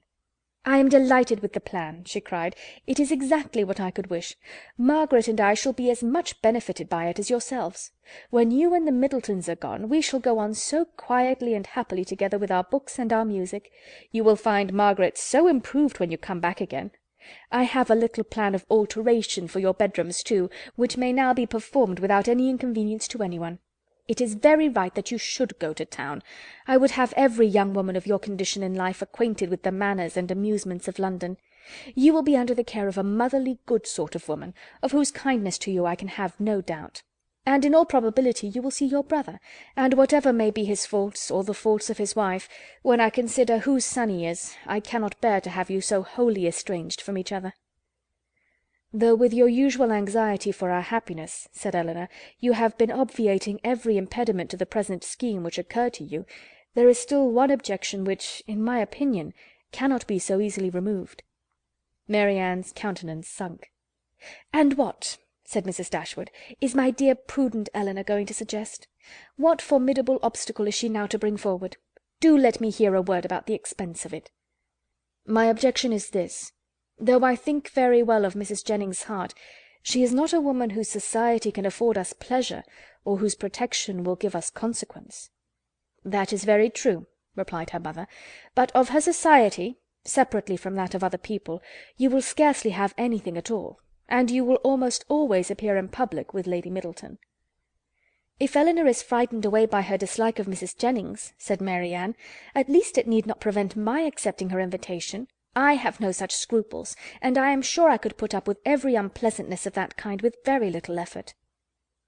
Elinor could not help smiling at this display of indifference towards the manner of a person to whom she had often had difficulty in persuading Marianne to behave with tolerable politeness, and resolved within herself that if her sister persisted in going, she would go likewise, as she did not think it proper that Marianne should be left to the sole guidance of her own judgment, or that Mrs. Jennings should be abandoned to the mercy of Marianne for all the comfort of her domestic hours. To this determination she was the more easily reconciled by recollecting that Edward Ferrars, by Lucy's account, was not to be in town before February, and that their visit, without any unreasonable abridgment, might be previously finished. "I will have you both go," said Mrs. Dashwood. "These objections are nonsensical. You will have much pleasure in being in London, and especially in being together. And if Elinor would ever condescend to anticipate enjoyment, she would foresee it there from a variety of sources. She would, perhaps, expect some from improving her acquaintance with her sister-in-law's family." Elinor had often wished for an opportunity of attempting to weaken her mother's dependence on the attachment of Edward and herself, that the shock might be less when the whole truth were revealed, and now on this attack, though almost hopeless of success, she forced herself to begin her design by saying, as calmly as she could, "I like Edward Ferrars very much, and shall always be glad to see him, but as to the rest of the family, it is a matter of perfect indifference to me whether I am ever known to them or not." Mrs. Dashwood smiled and said nothing. Marianne lifted up her eyes in astonishment, and Elinor conjectured that she might as well have held her tongue. After very little further discourse, it was finally settled that the invitation should be fully accepted. Mrs. Jennings received the information with a great deal of joy, and many assurances of kindness and care. Nor was it a matter of pleasure merely to her. Sir John was delighted, for to a man whose prevailing anxiety was the dread of being alone, the acquisition of 2 to the number of inhabitants in London was something. Even Lady Middleton took the trouble of being delighted, which was putting herself rather out of the way. And as for the Miss Steeles, especially Lucy, they had never been so happy in their lives as this intelligence made them. Elinor submitted to the arrangement which counteracted her wishes, with less reluctance than she had expected to feel. With regard to herself, it was now a matter of unconcern whether she went to town or not, and when she saw her mother so thoroughly pleased with the plan, and her sister exhilarated by it in look, voice, and manner, restored to all her usual animation, and elevated to more than her usual gaiety, she could not be dissatisfied with the cause, and would hardly allow herself to distrust the consequence. Marianne's joy was almost a degree beyond happiness, so great was the perturbation of her spirits, and her impatience to be gone. Her unwillingness to quit her mother was her only restorative to calmness, and at the moment of parting her grief on that score was excessive. Her mother's affliction was hardly less, and Elinor was the only one of the 3 who seemed to consider the separation as anything short of eternal. Their departure took place in the first week of January. The Middletons were to follow in about a week. The Miss Steeles kept their station at the park, and were to quit it only with the rest of the family. End of chapter 25. Chapter 26. Elinor could not find herself in the carriage with Mrs. Jennings, and beginning a journey to London under her protection and as her guest, without wondering at her own situation, so short had their acquaintance with the lady been, so wholly unsuited were they in age and disposition, and so many had been her objections against such a measure only a few days before. But these objections had all, with that happy ardour of youth which Marianne and her mother equally shared, been overcome or overlooked, and Elinor, in spite of every occasional doubt of Willoughby's constancy, could not witness the rapture of delightful expectation which filled the whole soul and beamed in the eyes of Marianne, without feeling how blank was her own prospect, how cheerless her own state of mind in the comparison, and how gladly she would engage in the solicitude of Marianne's situation to have the same animating object in view, the same possibility of hope. A very short time, however, must now decide what Willoughby's intentions were. In all probability he was already in town. Marianne's eagerness to be gone declared her dependence on finding him there, and Elinor was resolved not only upon gaining every new light as to his character which her own observation or the intelligence of others could give her, but likewise upon watching his behaviour to her sister with such zealous attention as to ascertain what he was and what he meant before many meetings had taken place. Should the result of her observations be unfavourable, she was determined at all events to open the eyes of her sister. Should it be otherwise, her exertions would be of a different nature.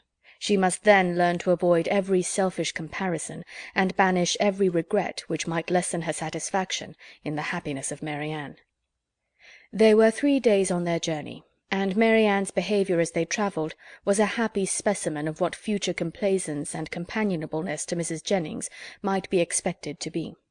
She sat in silence almost all the way, wrapped in her own meditations, and scarcely ever voluntarily speaking, except when any object of picturesque beauty within their view drew from her an exclamation of delight exclusively addressed to her sister. To atone for this conduct, therefore, Elinor took immediate possession of the post of civility which she had assigned herself, behaved with the greatest attention to Mrs. Jennings, talked with her, laughed with her, and listened to her whenever she could. And Mrs. Jennings, on her side, treated them both with all possible kindness, was solicitous on every occasion for their ease and enjoyment, and only disturbed that she could not make them choose their own dinners at the inn, nor extort a confession of their preferring salmon to cod, or boiled fowls to veal cutlets.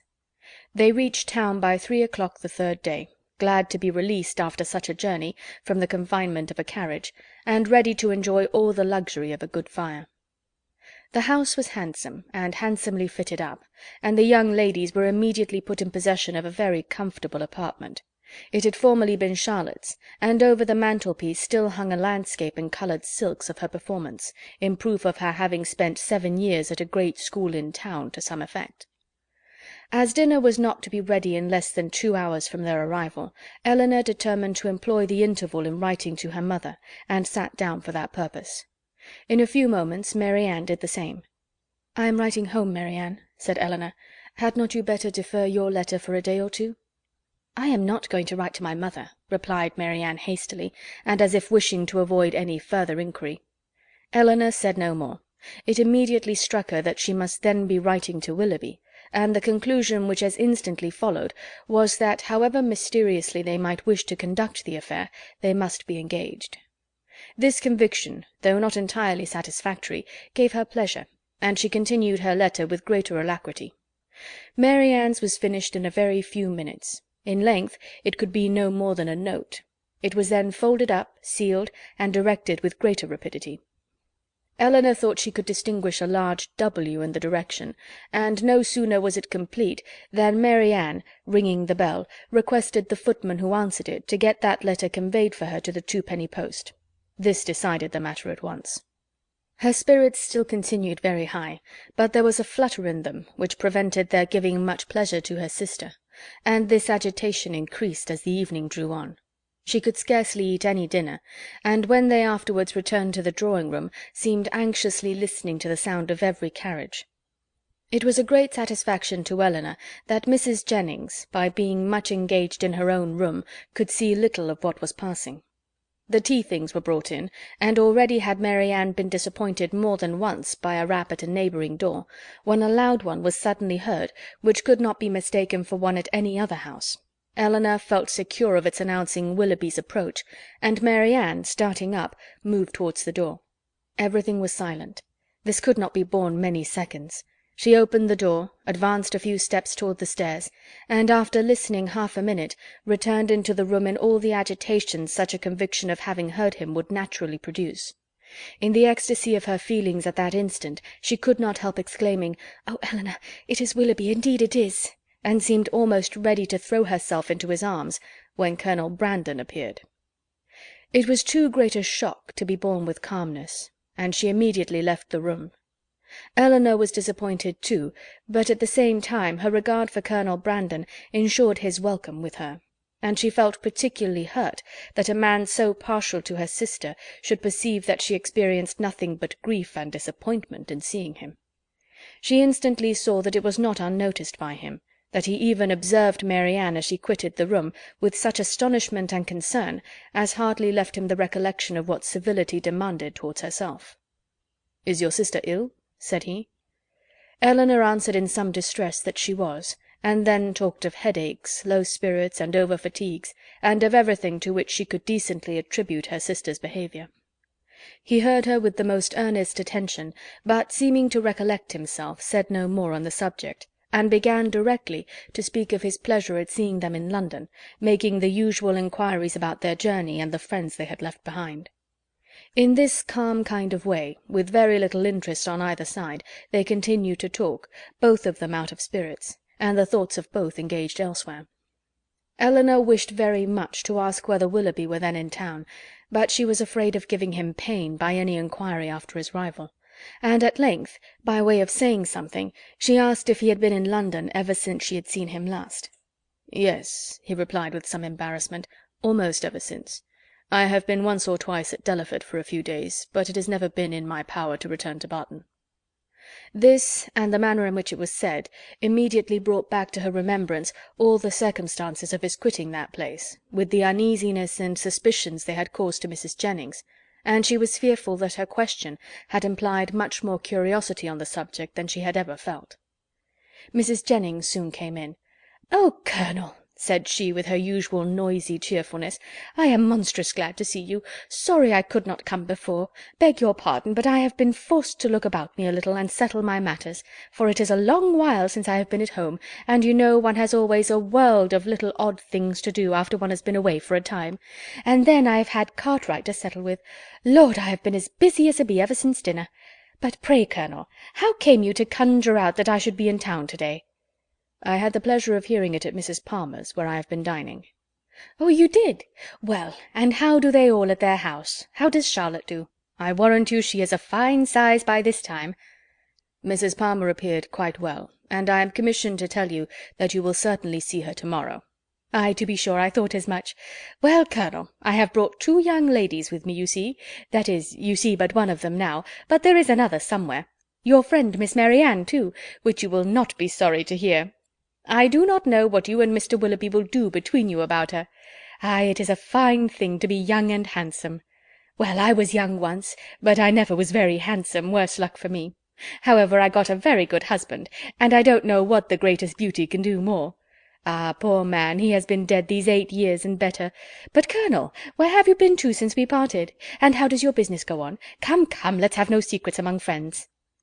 He replied with his accustomary mildness to all her inquiries, but without satisfying her in any. Elinor now began to make the tea, and Marianne was obliged to appear again. After her entrance, Colonel Brandon became more thoughtful and silent than he had been before, and Mrs. Jennings could not prevail on him to stay long. No other visitor appeared that evening, and the ladies were unanimous in agreeing to go early to bed. Marianne rose the next morning with recovered spirits and happy looks. The disappointment of the evening before seemed forgotten in the expectation of what was to happen that day. They had not long finished their breakfast before Mrs. Palmer's barouche stopped at the door, and in a few minutes she came laughing into the room, so delighted to see them all that it was hard to say whether she received most pleasure from meeting her mother or the Miss Dashwoods again. So surprised at their coming to town, though it was what she had rather expected all along, so angry at their accepting her mother's invitation after having declined her own, though at the same time she would never have forgiven them if they had not come. "Mr. Palmer will be so happy to see you," said she. "What do you think he said when he heard of your coming with mamma? I forget what it was now, but it was something so droll."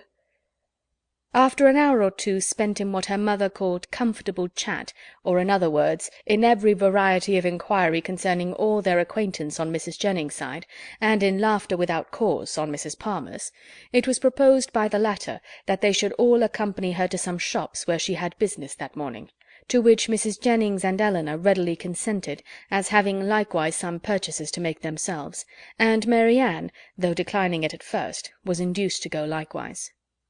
Wherever they went, she was evidently always on the watch. In Bond Street especially, where much of their business lay, her eyes were in constant inquiry, and in whatever shop the party were engaged, her mind was equally abstracted from everything actually before them, from all that interested and occupied the others. Restless and dissatisfied everywhere, her sister could never obtain her opinion of any article of purchase, however it might equally concern them both. She received no pleasure from anything, was only impatient to be at home again, and could with difficulty govern her vexation at the tediousness of Mrs. Palmer, whose eye was caught by everything pretty, expensive, or new, who was wild to buy all, could determine on none, and dawdled away her time in rapture and indecision. It was late in the morning before they returned home, and no sooner had they entered the house than Mary Ann flew eagerly upstairs, and when Elinor followed, she found her turning from the table with a sorrowful countenance, which declared that no Willoughby had been there. "Has no letter been left here for me since we went out?" she said to the footman who then entered with the parcels. She was answered in the negative. "Are you quite sure of it?" she replied. "Are you certain that no servant, no porter, has left any letter or note?" The man replied that none had. "How very odd," said she in a low and disappointed voice, as she turned away to the window. "How odd indeed," repeated Elinor within herself, regarding her sister with uneasiness. If she had not known him to be in town, she would not have written to him as she did. She would have written to Combe Magna. And if he is in town, how odd that he should neither come nor write. Oh, my dear mother, you must be wrong in permitting an engagement between a daughter so young, a man so little known, to be carried on in so doubtful, so mysterious a manner. I long to inquire, and how will my interference be borne?" She determined, after some consideration, that if appearances continued many days longer as unpleasant as they now were, she would represent in the strongest manner to her mother the necessity of some serious inquiry into the affair. Mrs. Palmer and two elderly ladies of Mrs. Jennings's intimate acquaintance, whom she had met and invited in the morning, dined with them. The former left them soon after tea to fulfil her evening engagements, and Elinor was obliged to assist in making a whist table for the others. Mary Ann was of no use on these occasions, as she would never learn the game, but though her time was therefore at her own disposal, the evening was by no means more productive of pleasure to her than to Elinor, for it was spent in all the anxiety of expectation and the pain of disappointment. She sometimes endeavoured for a few minutes to read, but the book was soon thrown aside, and she returned to the more interesting employment of walking backwards and forwards across the room, pausing for a moment whenever she came to the window, in hopes of distinguishing the long-expected rap. Chapter 27. "If this open weather holds much longer," said Mrs. Jennings, when they met at breakfast the following morning, "Sir John will not like leaving Barton next week. 'Tis a sad thing for sportsmen to lose a day's pleasure, poor souls. I always pity them when they do. They seem to take it so much to heart." "That is true," cried Mary Ann in a cheerful voice, and walking to the window as she spoke to examine the day. "I had not thought of that. This weather will keep many sportsmen in the country." It was a lucky recollection. All her good spirits were restored by it. "It is charming weather for them, indeed," she continued as she sat down to the breakfast table with a happy countenance. "How much they must enjoy it! But," with a little return of anxiety, "it cannot be expected to last long. At this time of year, and after such a series of rain, we shall certainly have very little more of it. Frosts will soon set in, and in all probability with severity. Another day or two, perhaps. This extreme mildness can hardly last longer. Nay, perhaps it may freeze to-night." "At any rate," said Elinor, wishing to prevent Mrs. Jennings from seeing her sister's thoughts as clearly as she did, "I dare say we shall have Sir John and Lady Middleton in town by the end of next week." "Ay, my dear, I'll warrant you we do. Mary always has her own way." "And now," silently conjectured Elinor, "she will write to Combe by this day's post." But if she did, the letter was written and sent away with a privacy which eluded all her watchfulness to ascertain the fact. Whatever the truth of it might be, and as far as Elinor was from feeling thorough contentment about it, yet while she saw Mary Ann in spirits, she could not be very uncomfortable herself. And Mary Ann was in spirits, happy in the mildness of the weather, and still happier in her expectation of a frost. The morning was chiefly spent in leaving cards at the houses of Mrs. Jennings's acquaintance to inform them of her being in town, and Mary Ann was all the time busy in observing the direction of the wind, watching the variations of the sky, and imagining an alteration in the air. "Don't you find it cooler than it was in the morning, Elinor? There seems to me a very decided difference. I can hardly keep my hands warm, even in my muff. It was not so yesterday, I think. The clouds seem parting too. The sun will be out in a moment, and we shall have a clear afternoon." Elinor was alternately diverted and pained. But Mary Ann persevered, and saw every night, in the brightness of the fire, and every morning, in the appearance of the atmosphere, the certain symptoms of approaching frost. The Miss Dashwoods had no greater reason to be dissatisfied with Mrs. Jennings's style of living and set of acquaintance than with her behaviour to themselves, which was invariably kind. Everything in her household arrangements was conducted on the most liberal plan, and excepting a few old city friends, whom to Lady Middleton's regret she had never dropped, she visited no one to whom an introduction could at all discompose the feelings of her young companions. Pleased to find herself more comfortably situated in that particular than she had expected, Elinor was very willing to compound for the want of much real enjoyment from any of their evening parties, which, whether at home or abroad, formed only for cards, could have little to amuse her. Colonel Brandon, who had a general invitation to the house, was with them almost every day. He came to look at Mary Ann and talk to Elinor, who often derived more satisfaction from conversing with him than from any other daily occurrence, but who saw at the same time, with much concern, his continued regard for her sister. She feared it was a strengthening regard. It grieved her to see the earnestness with which he often watched Mary Ann, and his spirits were certainly worse than when at Barton. About a week after their arrival, it became certain that Willoughby was also arrived.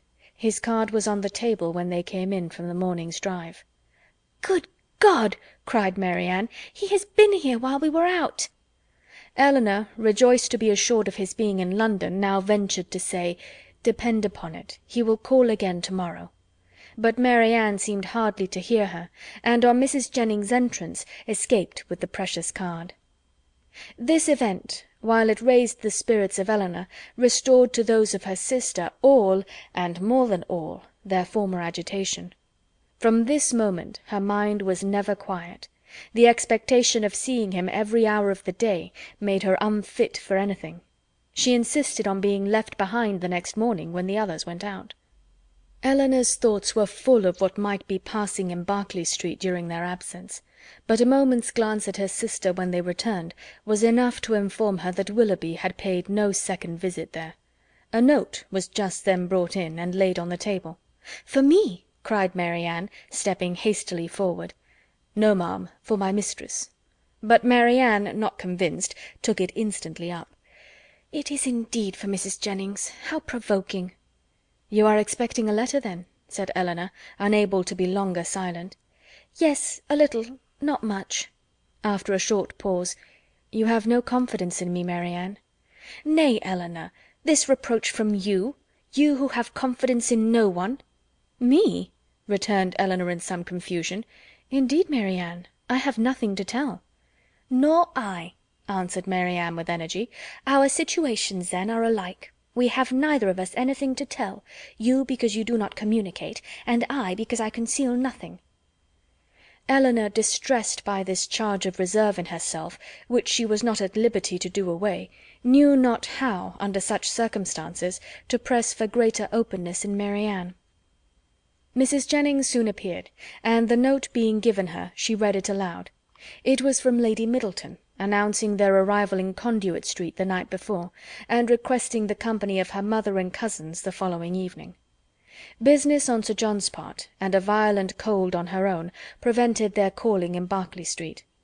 The invitation was accepted, but when the hour of appointment drew near, necessary as it was in common civility to Mrs. Jennings that they should both attend her on such a visit, Elinor had some difficulty in persuading her sister to go, for still she had seen nothing of Willoughby, and therefore was not more indisposed for amusement abroad than unwilling to run the risk of his calling again in her absence.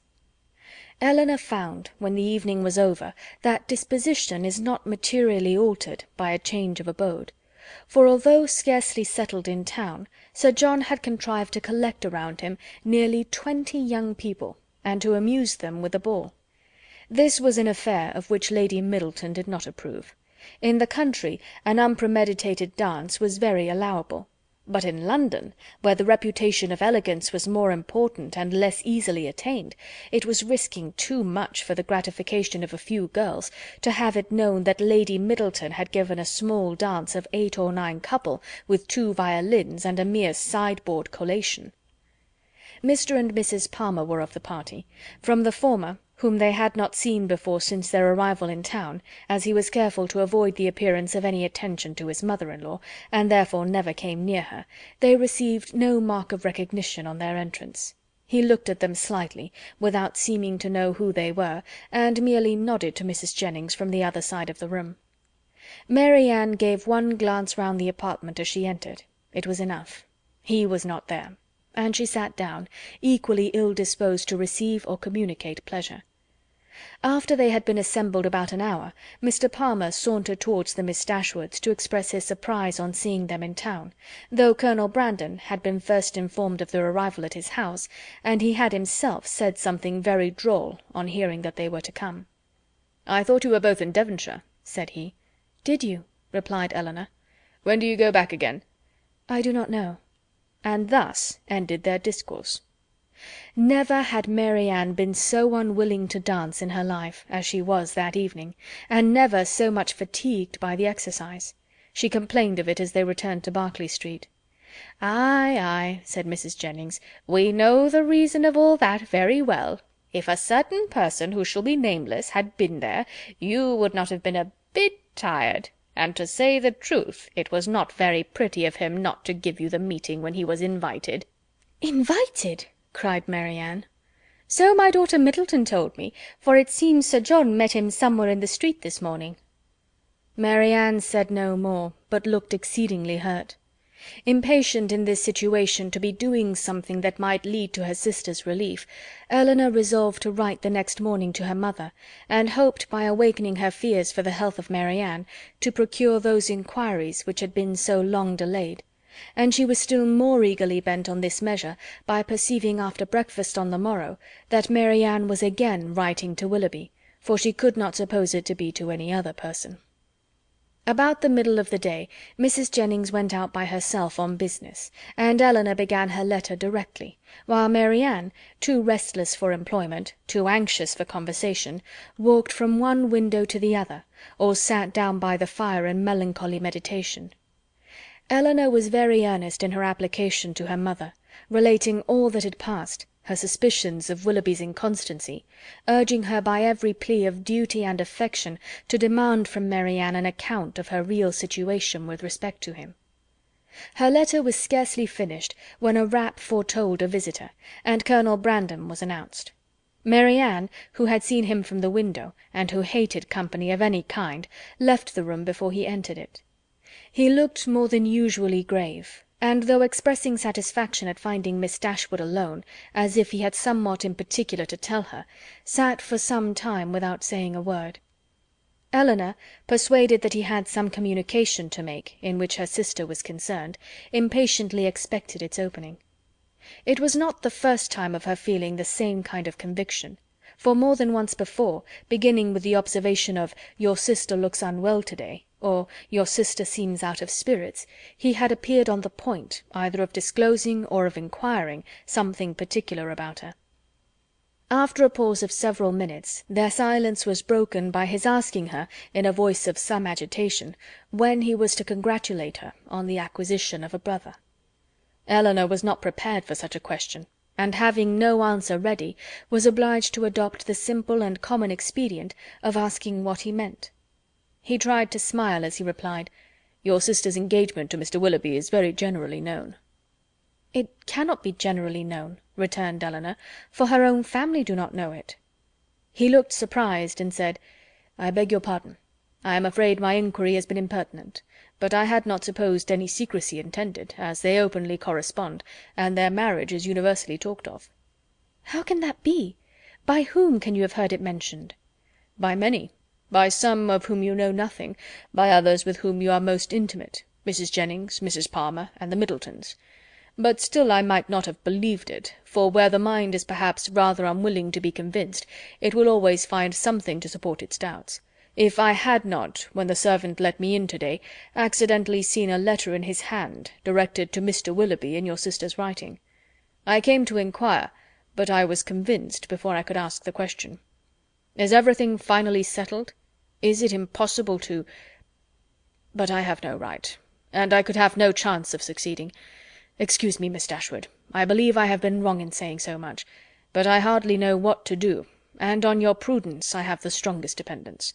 Tell me that it is all absolutely resolved on, that any attempt, that, in short, concealment, if concealment be possible, is all that remains." These words, which conveyed to Elinor a direct avowal of his love for her sister, affected her very much. She was not immediately able to say anything, and even when her spirits were recovered, she debated for a short time on the answer it would be most proper to give. The real state of things between Willoughby and her sister was so little known to herself that in endeavouring to explain it she might be as liable to say too much as too little. Yet as she was convinced that Mary Ann's affection for Willoughby could leave no hope of Colonel Brandon's success, whatever the event of that affection might be, and at the same time wished to shield her conduct from censure, she thought it most prudent and kind, after some consideration, to say more than she really knew or believed. She acknowledged, therefore, that though she had never been informed by themselves of the terms on which they stood with each other, of their mutual affection she had no doubt, and of their correspondence she was not astonished to hear. He listened to her with silent attention, and on her ceasing to speak, rose directly from his seat, and after saying in a voice of emotion, "To your sister I wish all imaginable happiness; to Willoughby, that he may endeavour to deserve her," took leave and went away. Elinor derived no comfortable feelings from this conversation to lessen the uneasiness of her mind on other points. She was left, on the contrary, with a melancholy impression of Colonel Brandon's unhappiness, and was prevented even from wishing it removed by her anxiety for the very event that must confirm it. Chapter 27. Chapter 28. Nothing occurred during the next 3 or 4 days to make Elinor regret what she had done, in applying to her mother, for Willoughby neither came nor wrote. They were engaged about the end of that time to attend Lady Middleton to a party, from which Mrs. Jennings was kept away by the indisposition of her youngest daughter, and for this party Mary Ann, wholly dispirited, careless of her appearance, and seeming equally indifferent whether she went or stayed, prepared, without one look of hope or one expression of pleasure.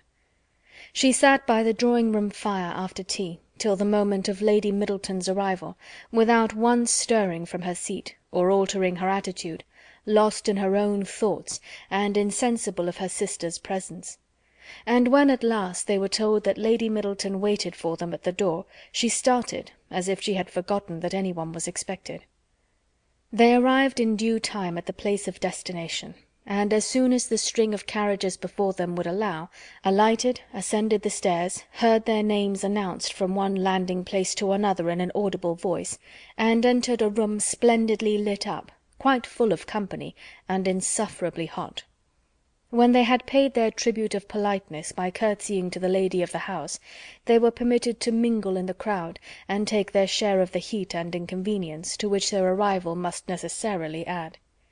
After some time spending in saying little or doing less, Lady Middleton sat down to Cassino, and as Mary Ann was not in spirits for moving about, she and Elinor, luckily succeeding to chairs, placed themselves at no great distance from the table. They had not remained in this manner long before Elinor perceived Willoughby standing within a few yards of them, in earnest conversation with a very fashionable-looking young woman. She soon caught his eye, and he immediately bowed, but without attempting to speak to her, or to approach Mary Ann, though he could not but see her, and then continued his discourse with the same lady. Elinor turned involuntarily to Mary Ann, to see whether it could be unobserved by her. At that moment she first perceived him, and her whole countenance glowing with sudden delight, she would have moved towards him instantly, had not her sister caught hold of her. "Good heavens!" she exclaimed, "he is here! He is here! Oh, why does he not look at me? Why cannot I speak to him?" "Pray, pray be composed," cried Elinor, "and do not betray what you feel to everybody present. Perhaps he has not observed you yet." This, however, was more than she could believe herself, and to be composed at such a moment was not only beyond the reach of Mary Ann, it was beyond her wish. She sat in an agony of impatience which affected every feature. At last he turned round again and regarded them both. She started up, and pronouncing his name in a tone of affection, held out her hand to him. He approached, and addressing himself rather to Elinor than Mary Ann, as if wishing to avoid her eye, and determined not to observe her attitude, inquired in a hurried manner after Mrs. Dashwood, and asked how long they had been in town. Elinor was robbed of all presence of mind by such an address, and was unable to say a word. But the feelings of her sister were instantly expressed. Her face was crimsoned over, and she exclaimed in a voice of the greatest emotion, "Good God, Willoughby, what is the meaning of this? Have you not received my letters? Will you not shake hands with me?" He could not then avoid it, but her touch seemed painful to him, and he held her hand only for a moment. During all this time he was evidently struggling for composure. Elinor watched his countenance, and saw its expression becoming more tranquil. After a moment's pause he spoke with calmness. "I did myself the honour of calling in Berkeley Street last Tuesday, and very much regretted that I was not fortunate enough to find yourselves and Mrs. Jennings at home. My card was not lost, I hope?" "But have you not received my notes?" cried Mary Ann in the wildest anxiety. "Here is some mistake, I am sure, some dreadful mistake. What can be the meaning of it? Tell me, Willoughby, for heaven's sake, tell me, what is the matter?" He made no reply. His complexion changed, and all his embarrassment returned, but as if, on catching the eye of the young lady with whom he had been previously talking, he felt the necessity of instant exertion, he recovered himself again, and after saying, "Yes, I had the pleasure of receiving the information of your arrival in town, which you were so good as to send me," turned hastily away with a slight bow, and joined his friend. Mary Ann, now looking dreadfully white and unable to stand, sunk into her chair, and Elinor, expecting every moment to see her faint, tried to screen her from the observation of others, while reviving her with lavender water. "Go to him, Elinor," she cried as soon as she could speak, "and force him to come to me. Tell him I must see him again, must speak to him instantly. I cannot rest. I shall not have a moment's peace till this is explained. Some dreadful misapprehension or other. Oh, go to him this moment." "How can that be done? No, my dearest Mary Ann, you must wait. This is not the place for explanations. Wait only till to-morrow." With difficulty, however, could she prevent her from following him herself, and to persuade her to check her agitation, to wait, at least, with the appearance of composure, till she might speak to him with more privacy and more effect, was impossible; for Mary Ann continued incessantly to give way in a low voice to the misery of her feelings, by exclamations of wretchedness. In a short time Elinor saw Willoughby quit the room by the door towards the staircase, and telling Mary Ann that he was gone, urged the impossibility of speaking to him again that evening, as a fresh argument for her to be calm. She instantly begged her sister would entreat Lady Middleton to take them home, as she was too miserable to stay a minute longer. Lady Middleton, though in the middle of a rubber, on being informed that Mary Ann was unwell, was too polite to object for a moment to her wish of going away, and making over her cards to a friend, they departed as soon as the carriage could be found. Scarcely a word was spoken during their return to Berkeley Street. Mary Ann was in a silent agony, too much oppressed even for tears; but as Mrs. Jennings was luckily not come home, they could go directly to their own room, where hartshorn restored her a little to herself. She was soon undressed and in bed, and as she seemed desirous of being alone, her sister then left her, and while she waited the return of Mrs. Jennings, had leisure enough for thinking over the past. That some kind of engagement had subsisted between Willoughby and Mary Ann she could not doubt, and that Willoughby was weary of it seemed equally clear; for however Mary Ann might still feed her own wishes, she could not attribute such behaviour to mistake or misapprehension of any kind. Nothing but a thorough change of sentiment could account for it. Her indignation would have been still stronger than it was, had she not witnessed that embarrassment which seemed to speak a consciousness of his own misconduct, and prevented her from believing him so unprincipled as to have been sporting with the affections of her sister from the first, without any design that would bear investigation. Absence might have weakened his regard, and convenience might have determined him to overcome it, but that such a regard had formerly existed she could not bring herself to doubt. As for Mary Ann, on the pangs which so unhappy a meeting must already have given her, and on those still more severe which might await her in its possible consequence, she could not reflect without the deepest concern. Her own situation gained in the comparison; for while she could esteem Edward as much as ever, however they might be divided in future, her mind might always be supported. But every circumstance that could embitter such an evil seemed uniting to heighten the misery of Marianne in a final separation from Willoughby, in an immediate and irreconcilable rupture with him. Chapter 29. Before the housemaid had lit their fire the next day, or the sun gained any power over a cold, gloomy morning in January, Marianne, only half dressed, was kneeling against one of the window-seats for the sake of all the little light she could command from it, and writing as fast as a continual flow of tears would permit her. In this situation Elinor, roused from sleep by her agitation and sobs, first perceived her, and after observing her for a few moments with silent anxiety, said in a tone of the most considerate gentleness, "Marianne, may I ask—" "No, Elinor," she replied, "ask nothing. You will soon know all." The sort of desperate calmness with which this was said lasted no longer than while she spoke, and was immediately followed by a return of the same excessive affliction. It was some minutes before she could go on with her letter, and the frequent bursts of grief which still obliged her at intervals to withhold her pen were proofs enough of her feeling how more than probable it was that she was writing for the last time to Willoughby. Elinor paid her every quiet and unobtrusive attention in her power, and she would have tried to soothe and tranquillize her still more, had not Marianne entreated her, with all the eagerness of the most nervous irritability, not to speak to her for the world. In such circumstances it was better for both that they should not be long together, and the restless state of Marianne's mind not only prevented her from remaining in the room a moment after she was dressed, but, requiring at once solitude and continual change of place, made her wander about the house till breakfast time, avoiding the sight of everybody. At breakfast she neither ate nor attempted to eat anything, and Elinor's attention was then all employed, not in urging her, not in pitying her, nor in appearing to regard her, but in endeavouring to engage Mrs. Jennings's notice entirely to herself. As this was a favourite meal with Mrs. Jennings, it lasted a considerable time, and they were just setting themselves after it round the common working table, when a letter was delivered to Marianne, which she eagerly caught from the servant, and turning of a death-like paleness, instantly ran out of the room. Elinor, who saw as plainly by this as if she had seen the direction that it must come from Willoughby, felt immediately such a sickness at heart as made her hardly able to hold up her head, and sat in such a general tremor as made her fear it impossible to escape Mrs. Jennings's notice. That good lady, however, saw only that Marianne had received a letter from Willoughby, which appeared to her a very good joke, and which she treated accordingly, by hoping, with a laugh, that she would find it to her liking.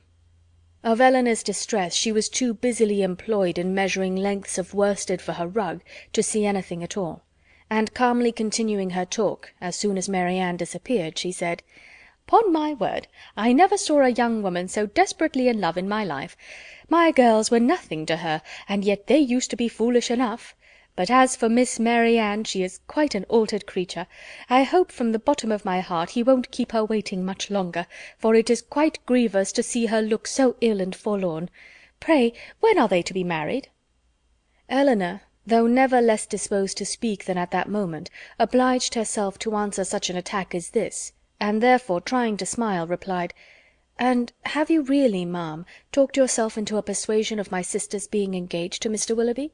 I thought it had been only a joke, but so serious a question seems to imply more, and I must beg, therefore, that you will not deceive yourself any longer.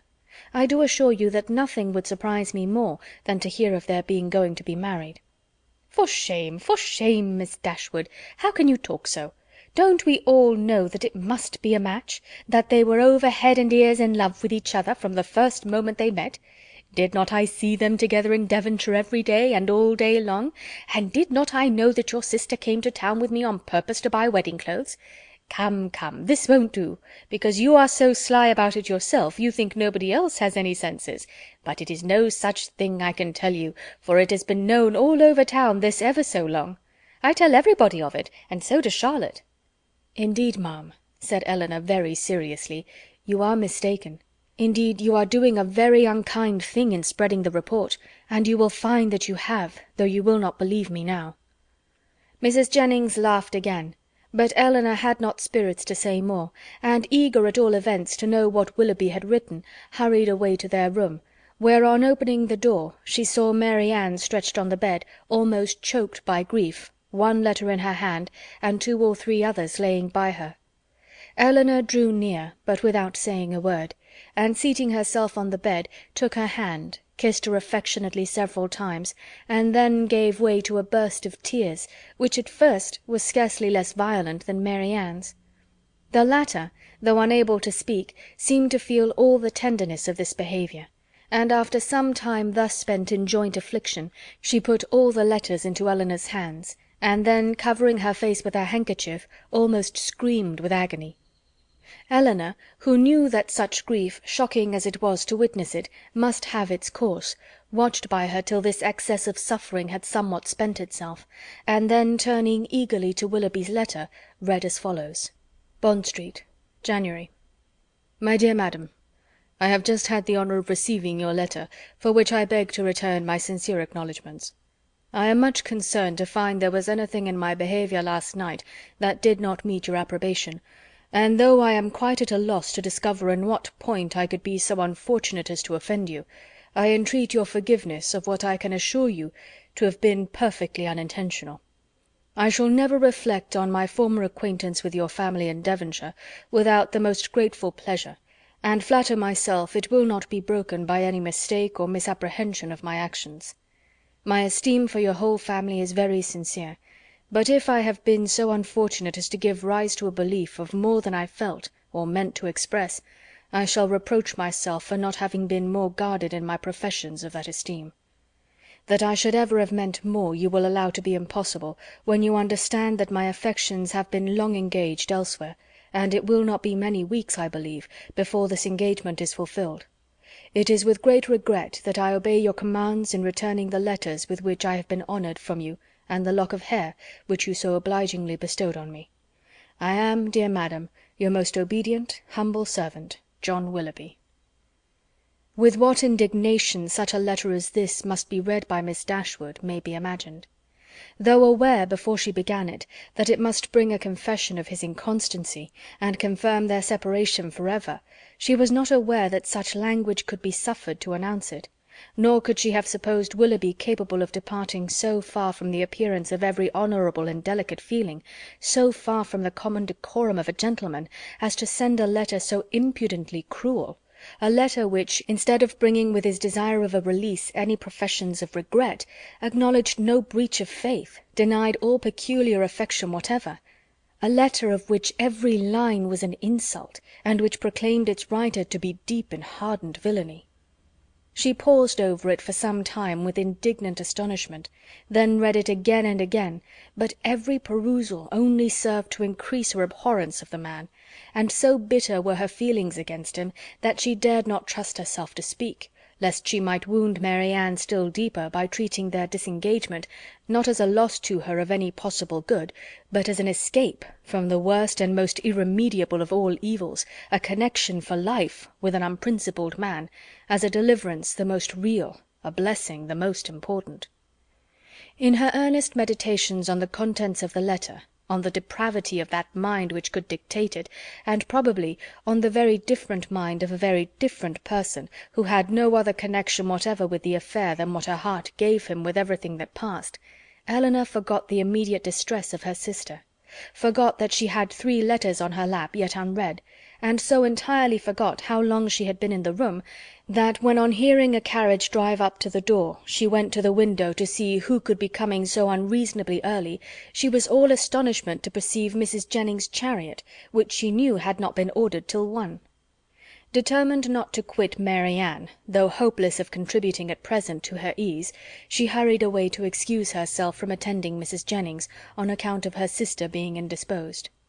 Mrs. Jennings, with a thoroughly good-humoured concern for its cause, admitted the excuse most readily, and Eleanor, after seeing her safe off, returned to Mary Ann, whom she found attempting to rise from the bed, and whom she reached just in time to prevent her from falling on the floor, faint and giddy from a long want of proper rest and food; for it was many days since she had any appetite, and many nights since she had really slept. And now, when her mind was no longer supported by the fever of suspense, the consequence of all this was felt in an aching head, a weakened stomach, and a general nervous faintness.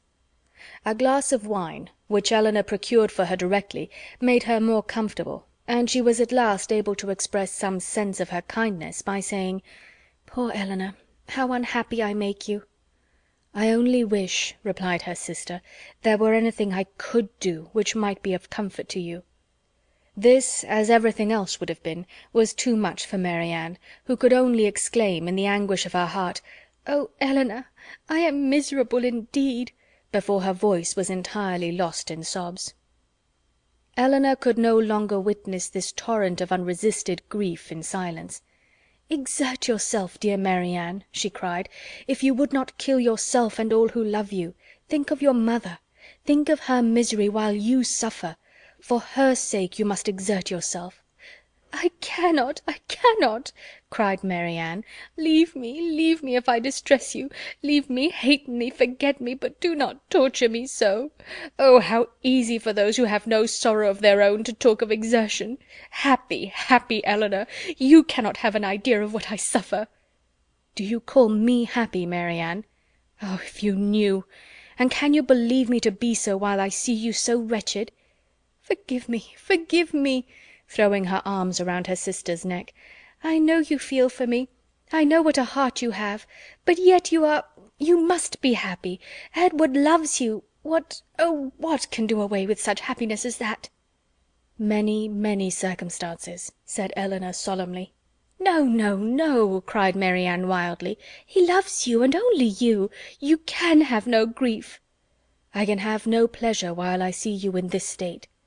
"And you will never see me otherwise. Mine is a misery which nothing can do away." "You must not talk so, Marianne. Have you no comforts, no friends? Is your loss such as leaves no opening for consolation?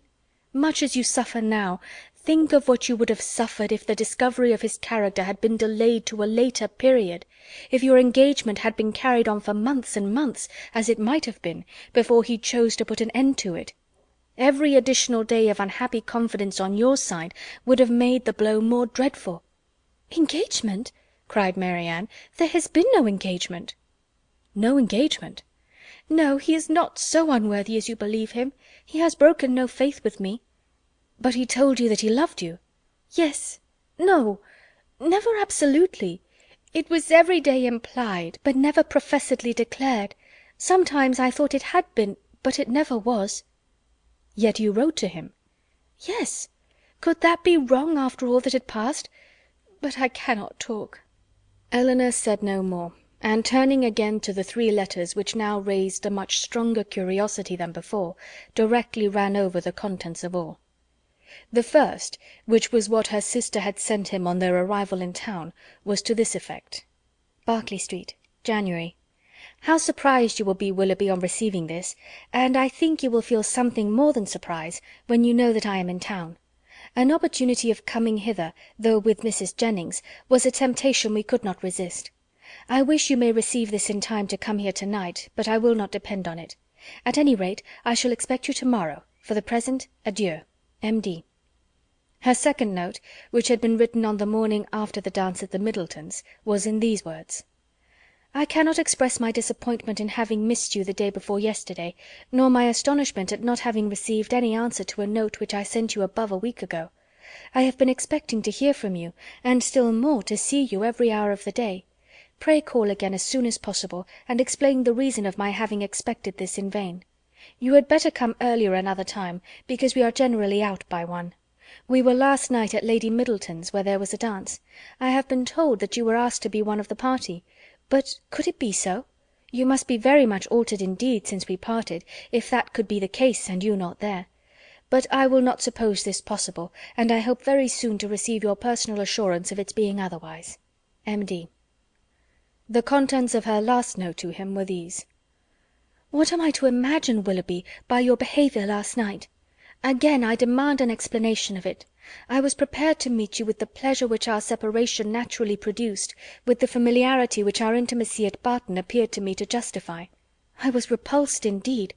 I have passed a wretched night in endeavouring to excuse a conduct which can scarcely be called less than insulting, but though I have not yet been able to form any reasonable apology for your behaviour, I am perfectly ready to hear your justification of it.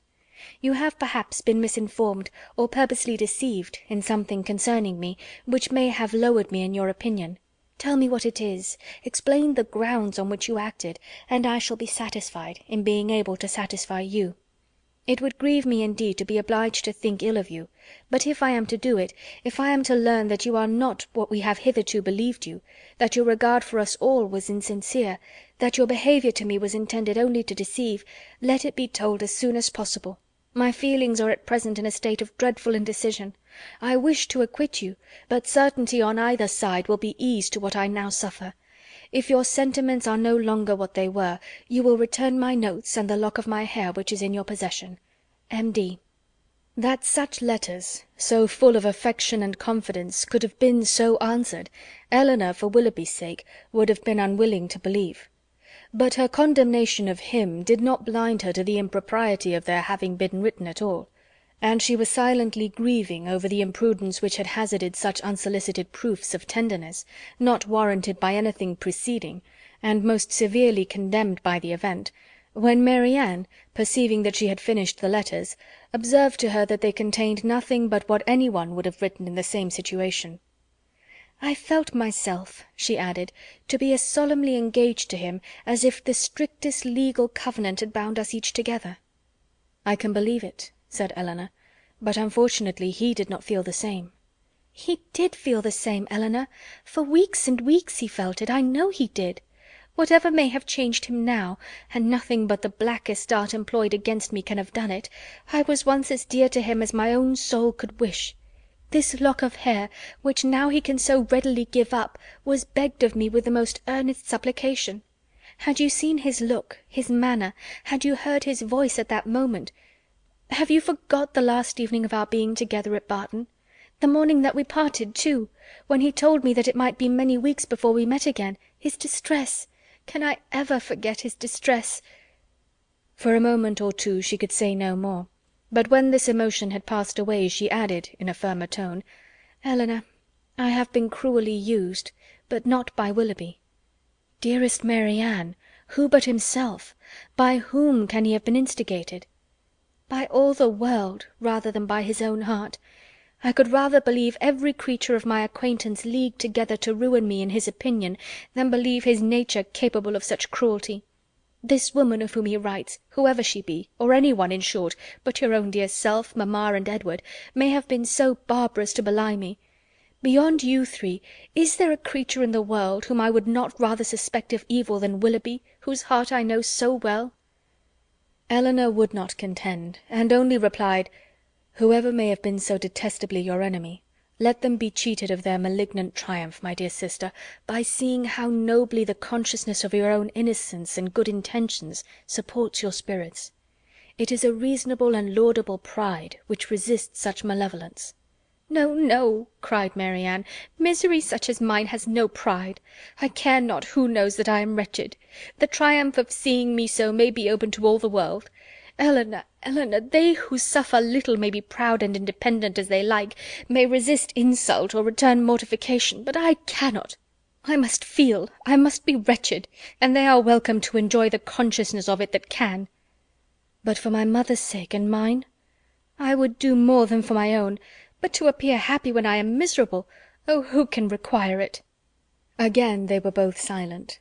Elinor was employed in walking thoughtfully from the fire to the window, from the window to the fire, without knowing that she received warmth from one, or discerning objects through the other; and Marianne, seated at the foot of the bed, with her head leaning against one of its posts, again took up Willoughby's letter, and after shuddering over every sentence, exclaimed, "It is too much! Oh, Willoughby, Willoughby, could this be yours?